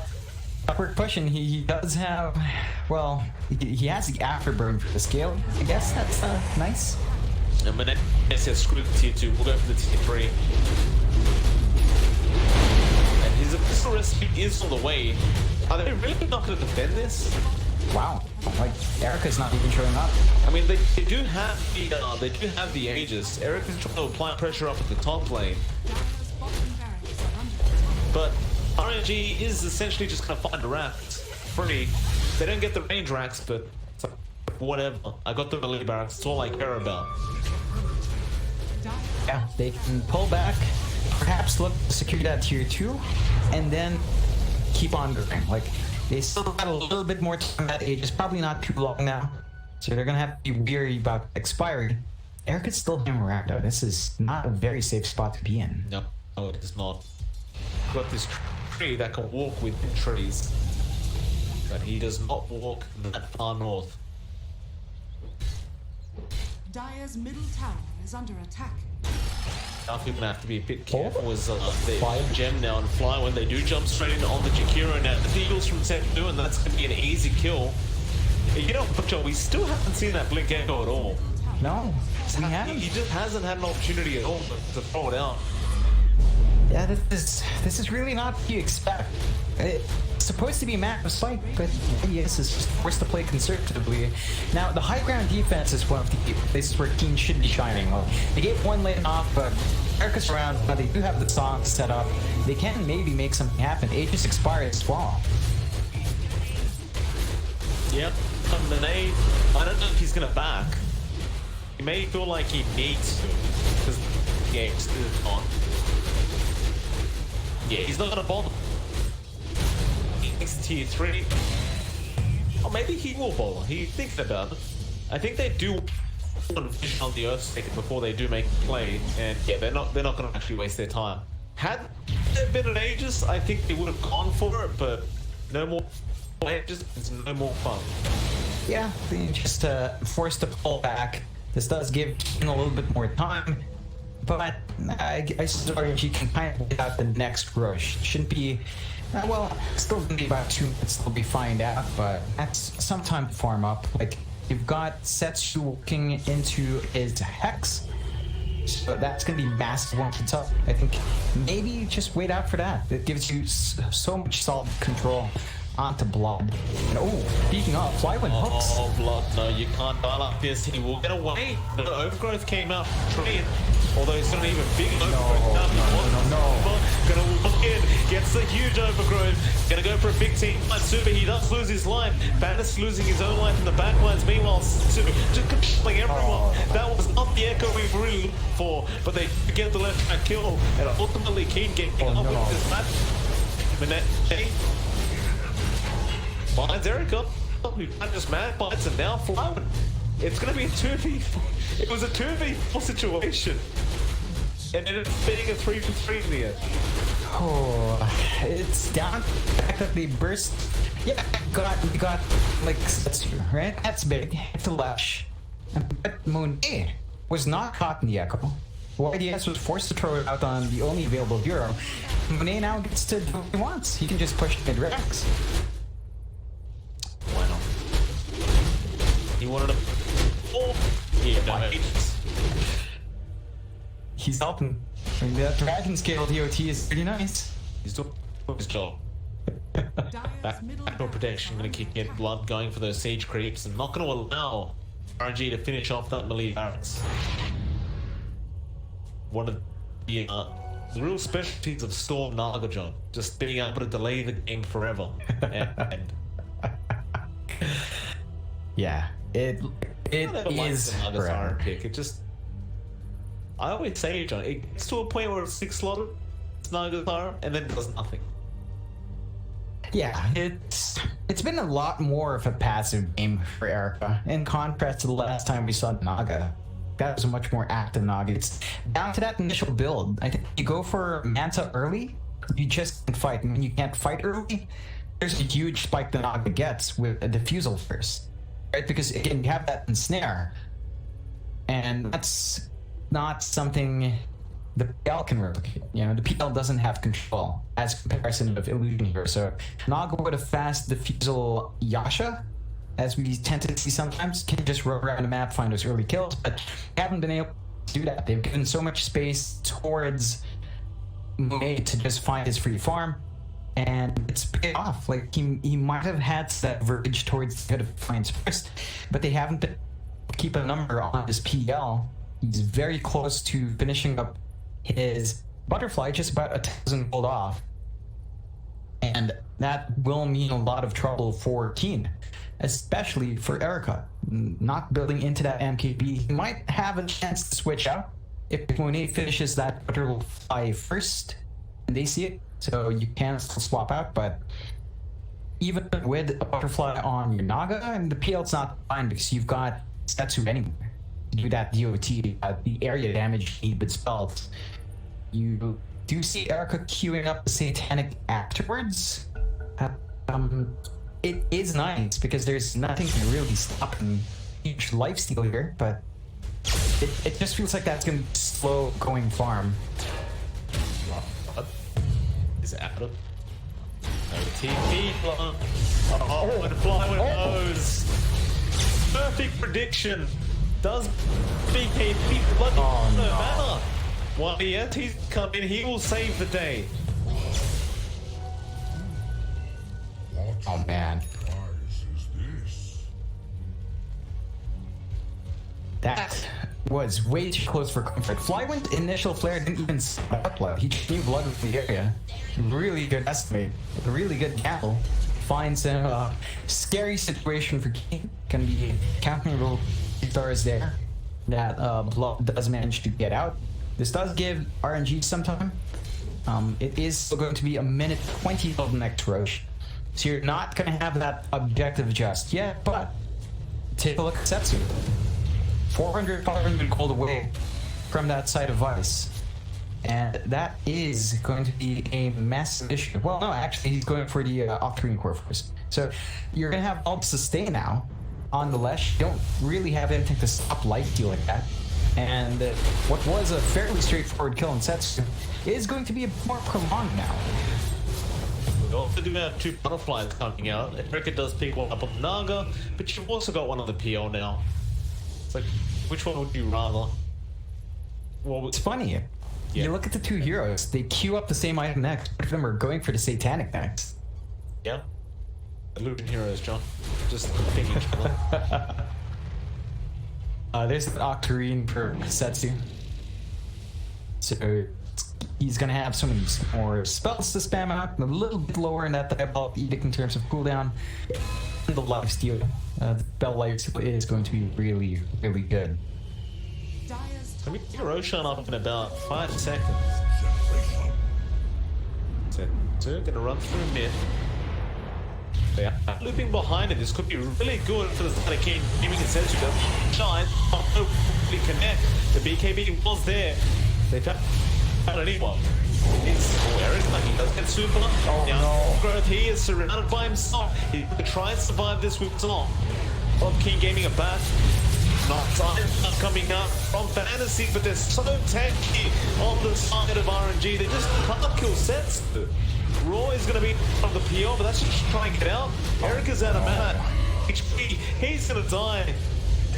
In Gaming or blood keeping away, he also dies. They found Fantasy. That was the perfect fight for the last four. You had the lineup for the ice path. You had everything.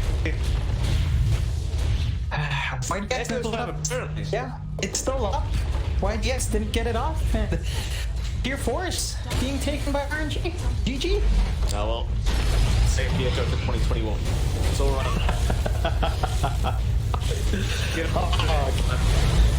That continues their losing streak up against RNG. RNG do manage to take it. It looked really good in game 1. Game 2 was a bit slower. They